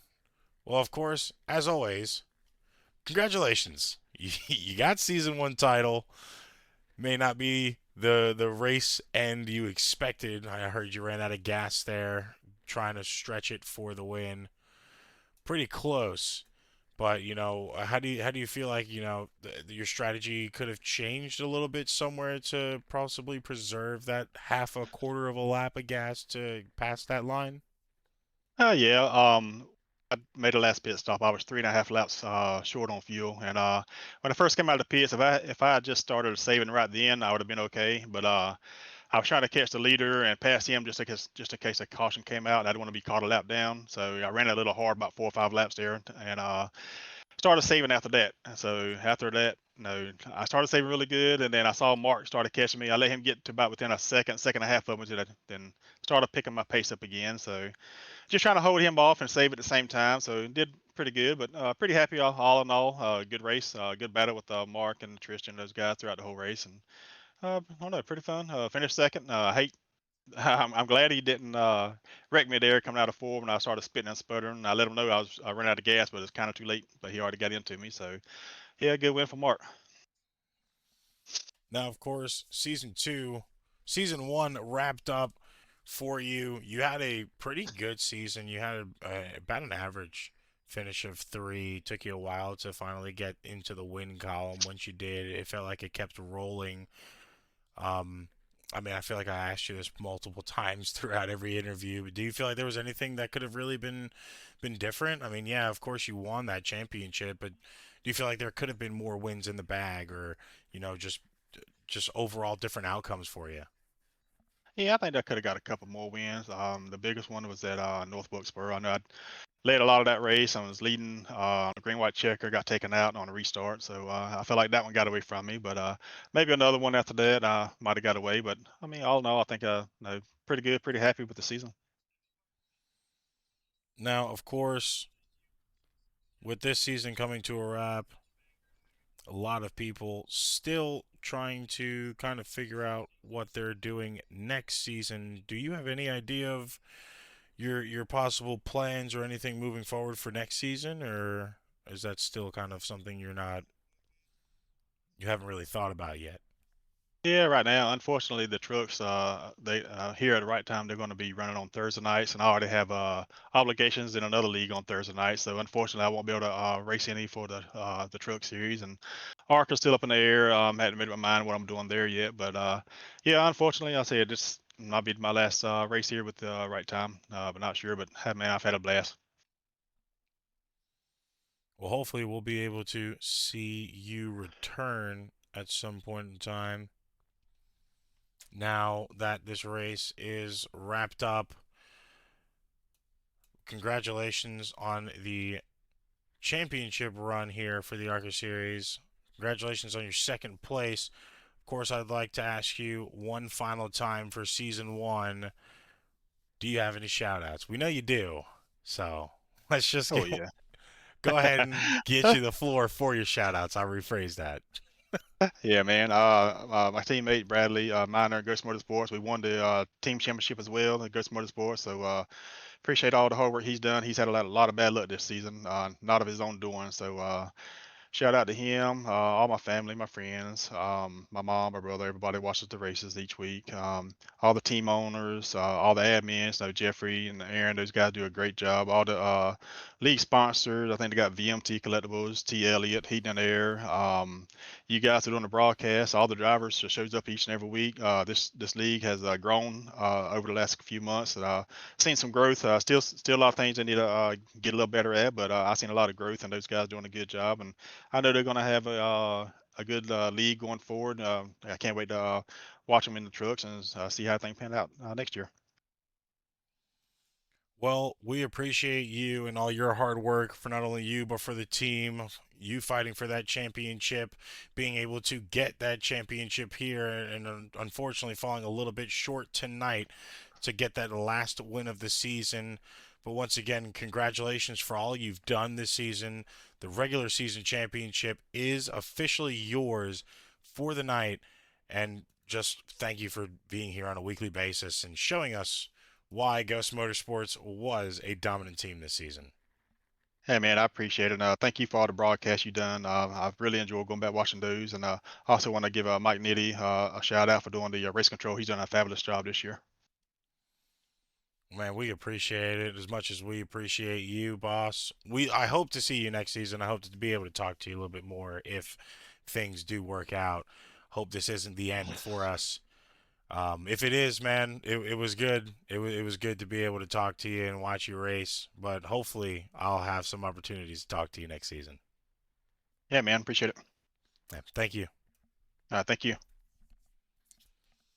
That was your regular season champ, second place finisher tonight. That being Donnie Honeycutt. Only one other person to talk to in the top three finishing order tonight. I'm probably going to get yelled at because I still don't have the sound bit, but it's Crazy Train Mark Morton. I'll let it slide tonight, boss man. Yeah, okay. I'm probably not going to do it because of copyrights. But what an insane finish for you there, man. Donnie ran out of gas. It literally came down to the wire. A little bit of a bump got him loose. Pushed him to the inside, which gave you that clear lane to get the win. How are you feeling after the win, man? I mean, little, circumstances that I know how you are. You'd rather race it clean, but I really wouldn't say that was your fault there. Yeah, I mean, it was definitely for sure. During the race, he was like, yep. Donnie was like, yep, I'm 3.5 laps short. And then he's like, oh, now I'm 1 lap short. So, like, in a way, I kind of pushed him. But at the same time, like, he could have probably just drove away and then or kept like a somewhat good of a distance and still probably could have stayed because my tires were shot there. But yeah, like you said, I didn't want to bump him out of the way. When he said he was out of fuel, he was trying to get out of my way as I was like trying to pass him. I didn't want to wreck him because I would have literally stopped on the front stretch and let somebody else win if I would have dumped him and he would just went nose first into the wall and couldn't drive anymore. Because and pretty sure everybody else knows I'm not that kind of racer. And thankfully he ran out of gas because both him and Tristan were the class of the field for sure. Because majority of the race they were 1-2, and I was able to keep up with them for as long as I could. And thankfully he ran out of fuel when he did, and come away with a victory. Now, season 1 is over. It's a lot of rumors swirling where everybody's going to be going next season. Are you keeping yourself down here, or are you moving up to trucks? That is the biggest question.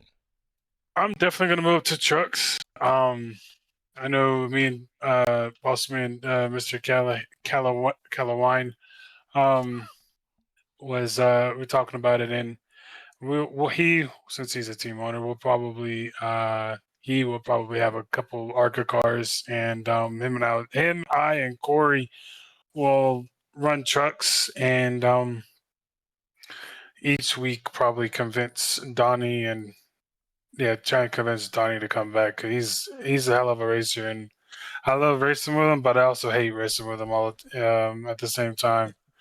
But I mean, trucks will be interesting for sure. I know there's going to be some rules that'll in play for us to help us with some cleaner racing and not have the lower I rating and safety rating guys with us. But if Donnie doesn't come back, I know he said he will be here the first week of Daytona. So which would be good. I'll just side draft him and hold him back like I do any other time I'm at Daytona. As long as I make it up front and don't get wrecked. But um, I definitely should be there for trucks, which will be fun for sure. I love trucks, and definitely working on a pretty cool paint scheme to release it out there. Unfortunately, I won't be the number 3 anymore, so I'm switching from Mr. Dale Earnhardt to Mr. Carl Edwards.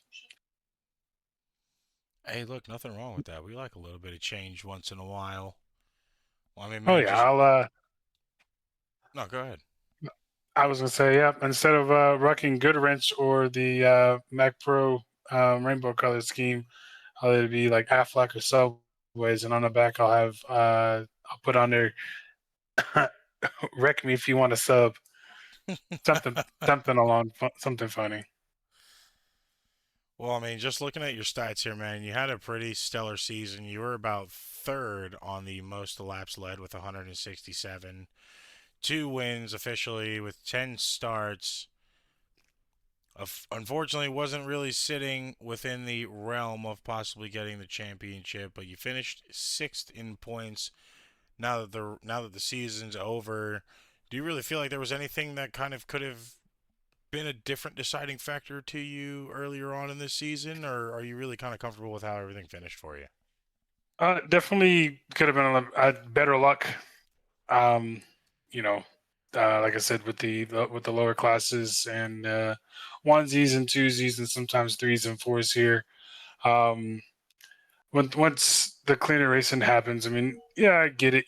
Wrecks and accidents happen, and I was always in a bad spot. I was in the wrong place at the wrong time, and my races kind of got finished. But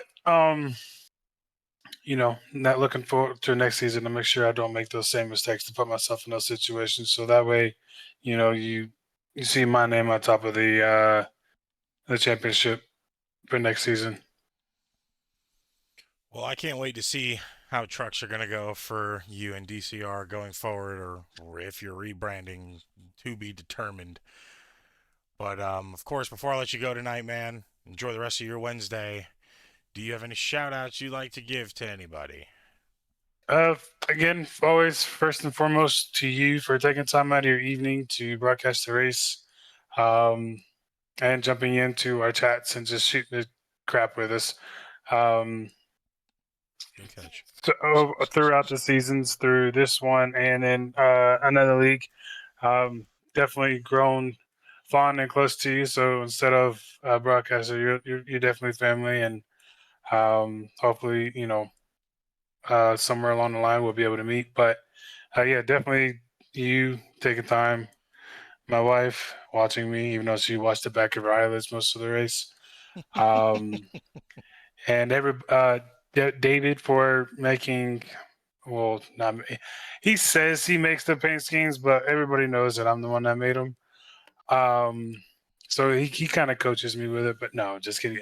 David for making the paint schemes week in and week out. I know I probably annoy the shit out of him for paint schemes, but he doesn't grab about it. He does it. I think he says he might tell you he doesn't like me, but I think he does. Um, but everybody in the league for taking time out of their evening on Wednesdays as well to broadcast. Well, to race, excuse me. Well, of course, we appreciate you for taking time out of your week as well to join us here on the track, and you know all of the ins and outs during the races, after the races, off days. But I mean, I just can't wait to see what you'll be able to do. I saw you have a dominant season on Saturdays to the point where you were almost in the championship race, and I look forward to seeing what you're going to be able to do with the trucks next season. I much appreciate it, brother. Well, I'm going to let you go and enjoy the rest of your night. Congratulations on your victory here tonight, and I hope you have a good one. You as well, boss. Thank you so much. Yeah, thank you. That was your race winner, non-contender for the championship as it was locked away from that 22 car. Mark Crazy Train Morton. Still have a few more interviews for you guys tonight to wrap up the season finale. That would be our third place sitter in points next, followed by our second place sitter. Third place was Omar Rodriguez Jr. Second place was David Callahan. So we're going to go ahead and get a little interview from Omar to wrap up season one. Omar, you there, boss? Yep. Well, it was a tough night for you, I'd say, to begin with the 74 getting in with you, and just a lot of the wrecks in the backfield kind of held you up a little bit. Finished third in points. Obviously, third is not first, so probably a little bit disheartening there. I mean, was a tough season for you to begin with. You had that one win at Bristol, was not able to get an actual win during the regular season, but I mean, you did pretty good. 125 laps led. You had 315 total points out of 12 starts. How are you feeling about your season in general? Not too bad. I mean, I did led some laps. Unfortunately, no race win to actually account for at least a points win that counted for something. Early in the season, I mean, we had the honeycuts going back and forth. Had a few rough races. I wish I could, get a second shot at, and maybe I would have been able to do something points wise. But yeah, just a good amount of rough races there at the start that cost me big time. I mean, I feel like that's kind of been the trend for you. It's been a little bit difficult for you to kind of navigate the field without having some type of situation kind of brew up in front of you, and uh, just kind of wanting to pick your brain a little bit with those situations. How do you kind of like recenter yourself mentally and try to refocus back on the race? Um, you just kind of need to shrug it off and try to get your head back in the game. I mean, one wreck isn't necessarily the end of the race, but five like I had at Atlanta kind of was. Yeah. Yeah, that was one Yeah. of the toughest races to watch for you too, man. It's just, I get the situation. It's just where you sit on the track is really kind of where everything happens at, and I feel like sometimes, it's just inevitable, and it's an unfortunate situation because we felt like me and you and multiple other people felt like you had that pace and you had that speed to be able to clinch at least a singular regular season win on the table. Now that season one is over, what are your plans going forward right now? I know there was a little bit of swirling around, but I'd rather hear it from you yourself if anything is confirmed yet. I think if everything holds, I think I'll be back for season two. I know a lot of the guys. I'm pretty friendly with everyone here. I don't see why I can't return. Well, I mean that's something I also look forward to as well, because I mean, being the practically the biggest underdog of the season, you showed you had the opportunity to get the win at Bristol and or our All Star race, and just unfortunately didn't have the pace to do so for the rest of the season. I would like to see you come back and be able to actually put yourself in victory lane once and for all, kind of break that spell you got going right now. Yeah, I had a few good races here and there. I mean, tonight I led a bunch of laps early on. Played the strategy wrong. Top five is still all right. Good strategy at Charlotte put me out in front of a ton. Just good pace put me out at New Hampshire. That one resulted in a second place wreck. But yeah, I mean, when I'm not caught up in a ton of wrecks like I was at Nashville and Atlanta, I feel pretty good about my chances here. Now, of course, before I let you go, I kind of want to pick your brain tonight on the racing. not just the car, but a lot of the strategy around you. It in early on, it kind of felt like it was everybody kind of playing the conservative game, trying to feel what line was the best, and then about midway through, about lap 92, it seemed like everybody started to get that fight. Did you feel that momentum shift on the track with everybody else around you, or did it kind of feel like it just slowly progressed to that point? I feel like between the two strategies and the just unpredictability of the cautions tonight, at about that halfway mark during the race, people started getting a little antsy.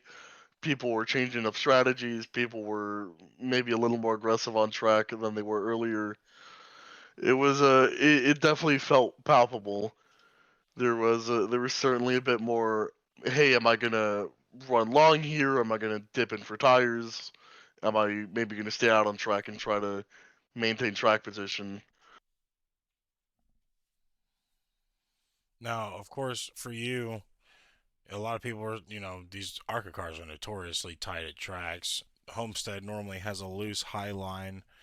How did it feel for you? Were you able to run that high line comfortably, or were you just using your normal line that you were familiar with? The Highline kind of didn't come into play, honestly. I mean, you were able to defend up there when you were on even tires, but honestly, as long as you were able to roll the bottom, it felt like you could carry good momentum out of the corner, but not lose a lot of time in the corner.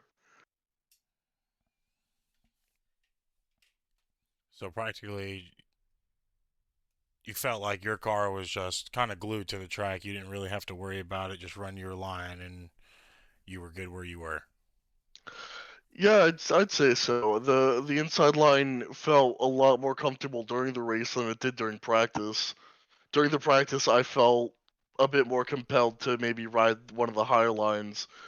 But there's always the worry of oh, is a wreck gonna happen in front of me and then wind up in the wall? I mean that is what brought out the first caution. It was riding the high line and then getting put in the wall.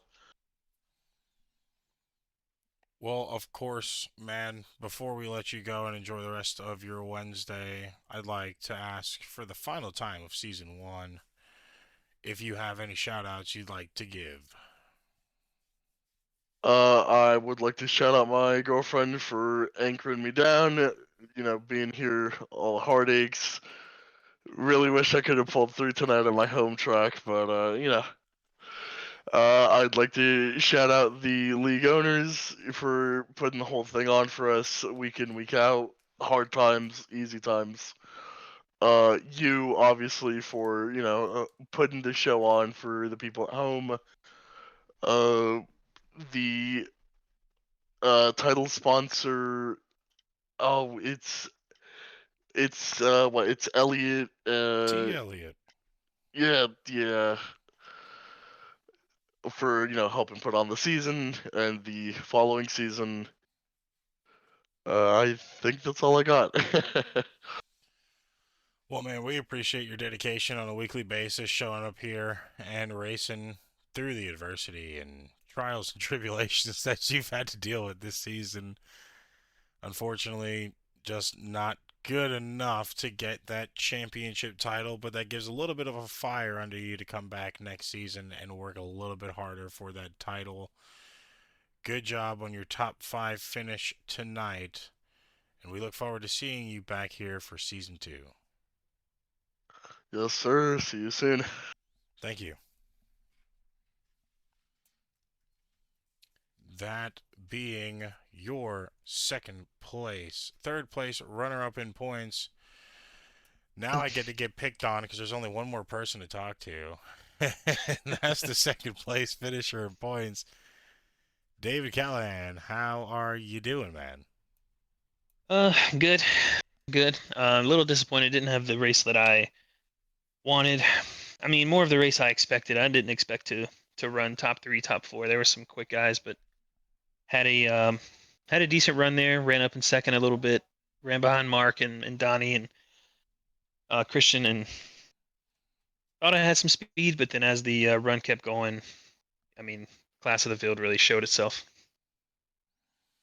Now, you had a pretty good season. You didn't really lead many laps. You had 69 laps led in total over the entirety of the season. 356 in points based off of your finishing positions, 11 starts with 2 wins. I mean, looking at stats, really good. You had an incredible run. Not many people were even able to claim wins this season. Of course, Tyler Honeycutt taking about 6 of them and then departing earlier on, so it opened the door for a lot of other people. Now that, looking at your stats in the season, how do you feel about just the progression from race one to now? Yeah, it was really nice to finally get a win at Pocono, my first win. Having to fight Donnie pretty hard for that one, but I was able to get lucky and uh, pull away and take that win. And then same with New Hampshire. Um, got very fortunate with that late wreck and just racing around all these guys. The longer the season went, I feel like we just got better and better. Still had some ups, still had some downs, some good races, some bad races, and yeah, it was a lot of fun.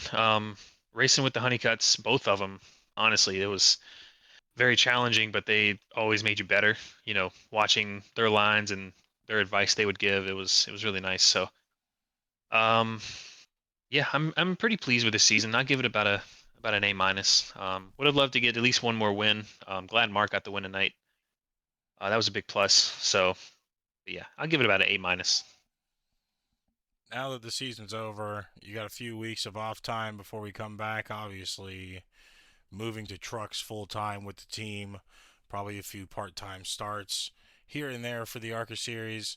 What is now your main goal going forward with the truck team? I'm assuming you're having a lot of guys come back over that were in ARCA, but of course, I like to pick your brain a little bit on where you guys are going to be standing when we start that first race of the season. Yeah, for sure.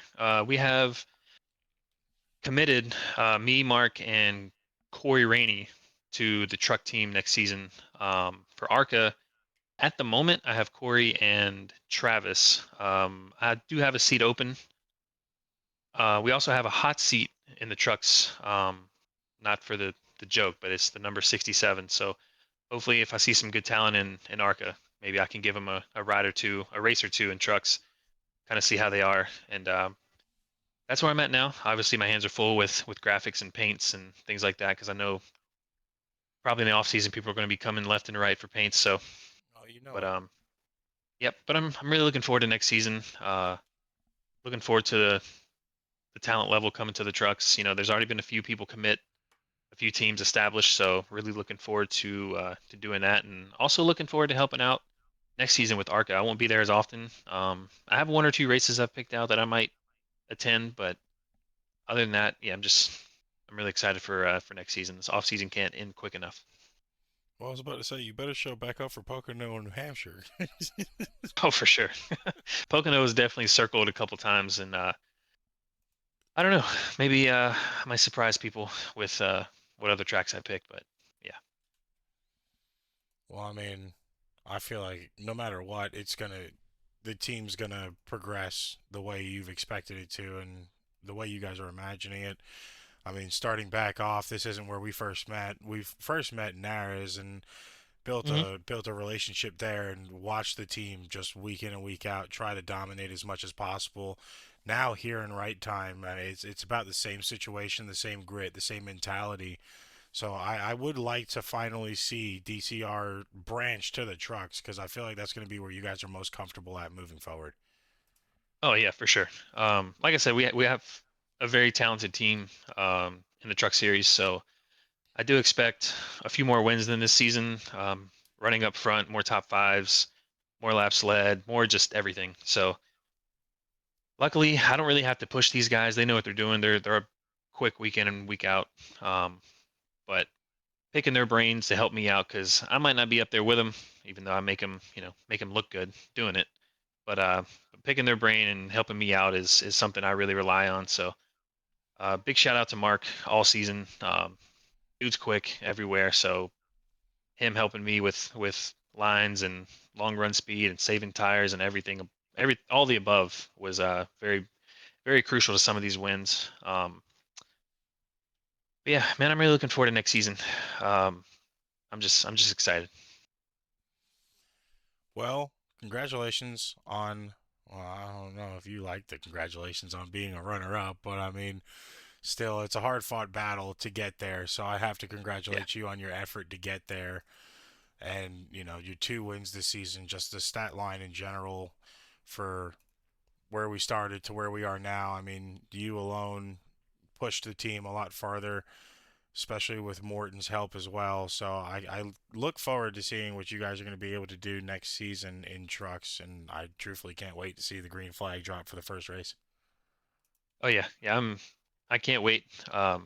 Also, a big shout out to Aaron and Jeff for hosting everything all season long. They've been very what's the word? Generous with their Patient? time. Very patient. Yes, that's the word. But also very generous with their time. They've spent a lot of time putting this together and getting everybody together, making all this stuff. You know, and the one thing I really like about them is they ask for help. So if they need help with graphics or race logos or whatever, they're not afraid to ask. So big shout out to them. I know it's a lot of time and money into this, so um, I could speak for almost everyone. We really appreciate it, guys. So thanks to you as well all season. You put up with a lot of stuff, a lot of cautions, a lot of long races, a lot of long nights, but Oh yeah. um, I don't think the broadcast or this league would really be at the level it is without you in the booth. So again, speaking for everybody, we appreciate it. Wow, I finally got a compliment on the broadcast without it being a backhand. I am so happy. Yeah, yeah. Man, I swear, guys, I didn't pay for that. I didn't pay for that at all. Yet. Well, guys, while he's still in here, if you are in chat still and you need paints, David Callahan Graphics is the way to go. If you are part of the Right Time League, if not, get up in the Right Time League and get up with David Callahan. That man will have a good graphic done for you, quick as possible. But of course, David. Absolutely, I do appreciate it. Yeah, man, of course. And also speaking on that, I am in the process of learning how to make a commercial. So I'd love to get a commercial kind of made up and figured out, and I'd love maybe next season to have it run a couple times during the broadcast. So that'll be ran through that all way it's a little leagues. more awesome. That way it'll be a little more accessible. Well, you heard it here. Promo is coming on the way. If you need to get up with him, get up with me. I'll get up with him, and I'll annoy the hell out of him. So, but of course, congratulations tonight on finishing second in points. Good work with the team this season, and we look forward to what we're going to see next season from you guys. Absolutely, man. Can't wait. Thank you. Thank you. And that was David Callahan, DCR's very own second place finisher in points. Now there's only 2 more people we'd like to talk to tonight. Hello. Do you want to play a game? No, the game's over. Sorry. But now there's only 2 more people to talk to tonight, and that's the guys that actually make this function. Gentlemen, that is now Aaron Wright and Jeffrey Bourne. How are you guys feeling now? Season 1 complete. Both of you guys came into this not knowing how it was going to go, and now season 1 is officially completed.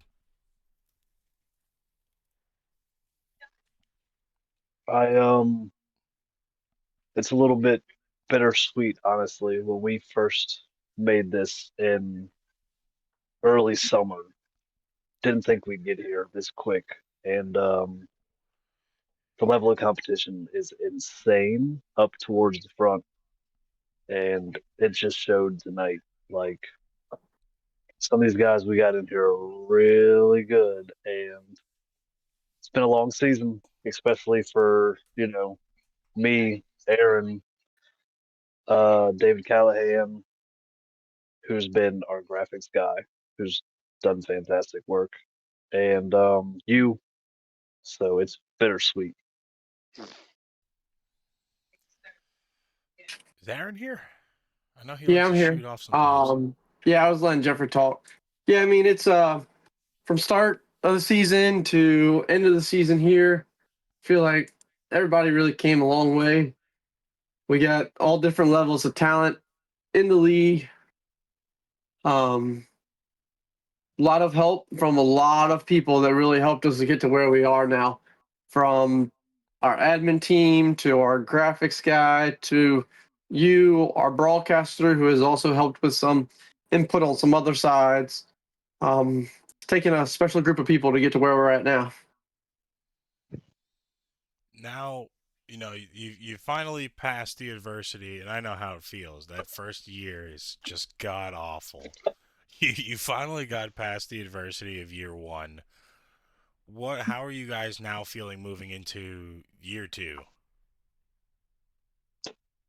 Um, Pretty confident because we have a very strong group of people, and since we're branching into multiple series for season two, it was scary at first, but now that we've got the hang of season one, it seems like things will go smoother from here on out. I mean, we're adding the truck series, which is an added thing for people to join of higher skill, and ARCA will still remain the beginner league like it's been.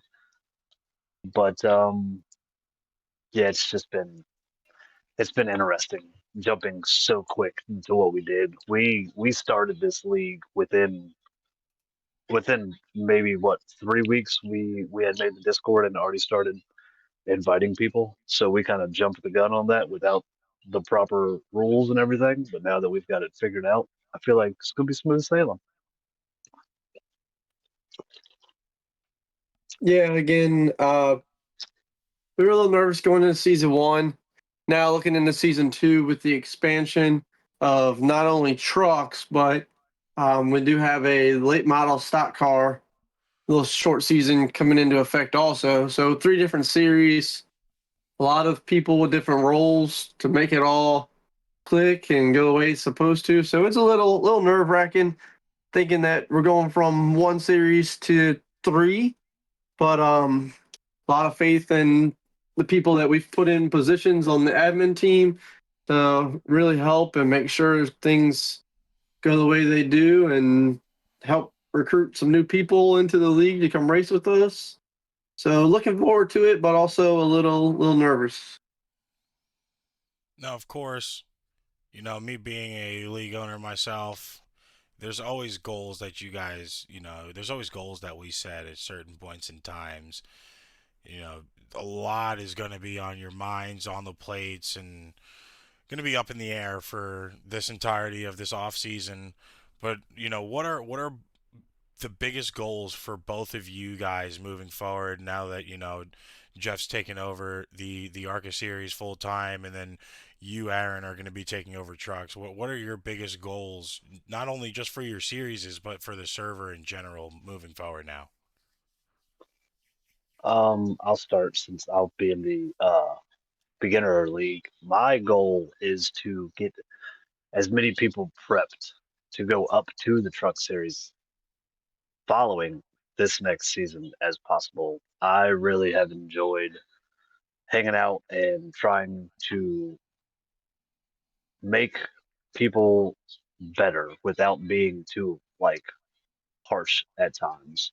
I I really enjoy that aspect of leading the ARCA. That's why I wanted to jump feet first and just try to take it over was driver development. It would be fantastic for me to have a person like the rookies that we've had this year, Mickey Stewart, who is everybody's, I mean, most popular driver. He just won that award. Blake Sharrow, both those guys, this is their first league, and they're getting better and better every week. I mean, driver development is what I'm enjoying getting to this next season. Yeah, I'm gonna be pretty much running the trucks with the help of some other admin. Really looking to see the level of competition really pick up going from the ARCA cars to the trucks and seeing a little bit better drivers and the way they can perform, especially with it being a little bit longer season, longer race lengths, and a totally different vehicle. Well, guys, of course, we wouldn't be here if it wasn't for you. So, on behalf of, me and Expert when he's not sleeping, I want to say thank you guys for, actually giving us the opportunity to come here and broadcast for you guys on a weekly basis. I look forward to I looked forward to season one every step of the way. Season two for Arca is going to be the same, and I'm about ready already to dive in head first to season one of Trucks. But I mean, just you guys don't get the credit enough. I mean, everybody thanks you guys on a weekly basis, but there's a lot that you guys have done for us through weeks, months of just hard work and dedication and a whole bunch of sacrifices to finally get us to this point. So I'd like to say thank you guys for everything that y'all have done up to this point and going forward. I would like to thank a bunch of people that have helped us along the way. All of our admin team, David Callahan, Mickey Stewart, who is the driver's advisory council, Blake Sharrow, who has been promoted to admin, Matt Binky's been fantastic and a lot of help. Omar Rodriguez, a lot of help. Great guy. He's got a league on Tuesday nights. Gosh, I'm blanking on everybody that's helped us. Like you, especially considering not a lot of people know this, but I believe our contract for season one was signed 8 hours before race time of week one. So let's not forget that you are the backbone here, and as much as you've helped with Arca, and you will be helping as much with Arca in season two as a right hand man, and everybody else who I'm forgetting names. Maybe Aaron will remember more names.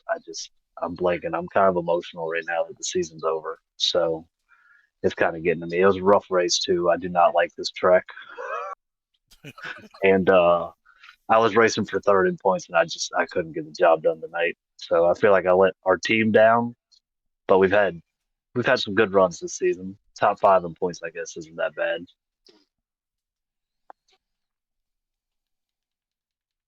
Yeah, again, there's just so many people to thank, and just a lot of people sticking around for season two that are. And we got other people that we're giving more responsibilities to when it comes to season two. So excited to see that, and hopefully it turns out just as good, if not better. The hope for it is better than season one.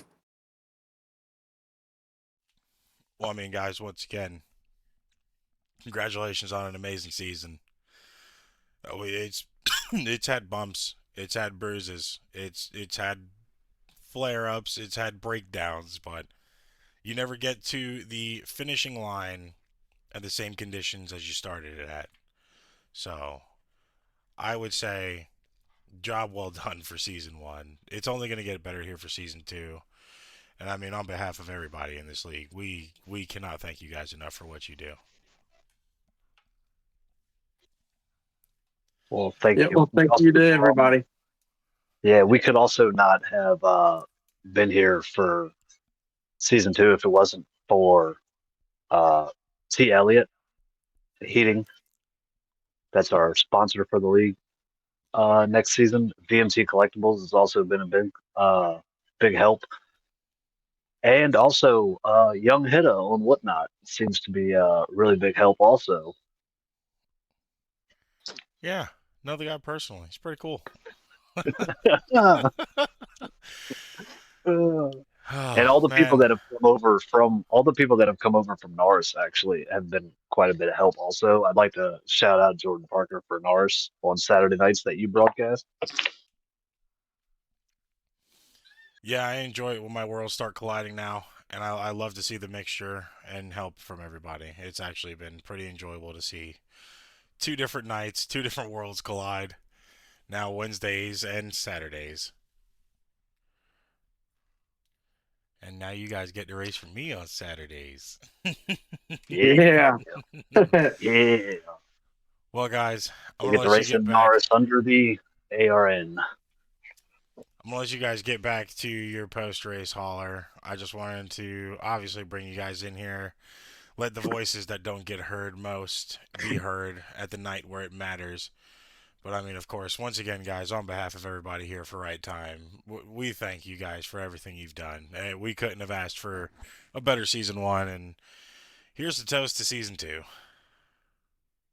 And thank everybody who has watched us. Make sure you come back for season 2. It's going to be a whole lot more fun. Longer seasons. Oh, don't worry, I'm gonna get to them on that. I'm gonna get on them on that when I get to my post. All right, guys, you have a good night. I'll catch y'all after. All right, thank you, sir. Thank you. Well, he grilled y'all a little bit before I did. Turn your post notifications on, guys. If you are not following right now, follow the channel, please. Make sure if you have watched us the entire time that you continue to keep watching us and continue watching the growth that we are going to be adding on. The replay is not going to work, so we're just going to keep running through the video. But of course, season 1 now officially done. It has been an amazing season. There's been a lot of long laps, a lot of technical difficulties, a lot of learning for all parties included, including me. Right Time was the first home on Asphalt Racing Network and will continue to be the home next season for Wednesdays and Thursdays.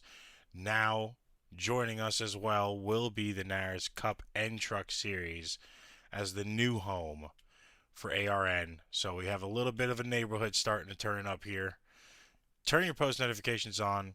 Be sure to follow, guys. We will be back for season 2. Let me go ahead and get you a date for season 2.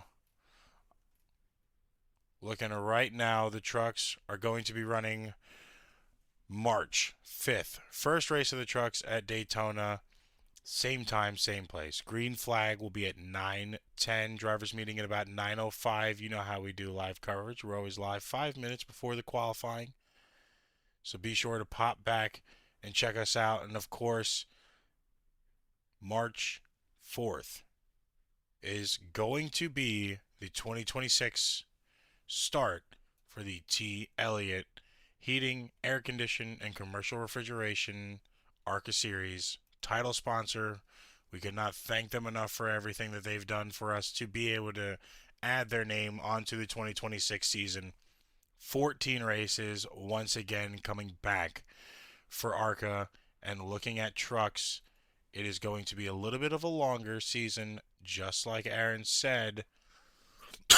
Oh, excuse me. It's going to be a little bit of a longer season, just like Aaron said, totaling roughly 16 races, including a playoff starting at week 11 for Talladega, rounding out once again back at Homestead. But for season 1, with the title sponsor name of T. Elliott, on behalf of everyone for Right Time, we want to thank you guys for tuning in and making us fight harder on a weekly basis to do better for you guys. You've seen it all. You've seen flips added to cars. You've seen unrepairable wrecks. You've seen people come back from the bottom of the ocean and possibly get their wins, put their name in the history books, and continue to move forward and progress. So for the viewers, we want to thank you the most out of everybody, because without y'all, this wouldn't be done the way it is. So guys, pat yourselves on the back, because if it wasn't for you, once again, we wouldn't be here. On behalf of everybody, driver-wise for Right Time, great season, guys. It's been heavy on a lot from first green flag of the season, but there's been a lot of progression, and will continue to be a lot of progression moving forward, as we've seen weeks past. Drivers that have been in consistent accidents are starting to finally learn their grooves on tracks with the help of a lot of the other great drivers in this league, and it'll continue to grow that way as long as we all keep the family-oriented relationships we have around. But of course, it's the most unfortunate part of the night where we do have to sign off until March. And we will be back with more green flag racing, great calls, and maybe a few more appearances from Expert than we did this season. Of course, thank you guys for tuning in once again, and we will catch you next time.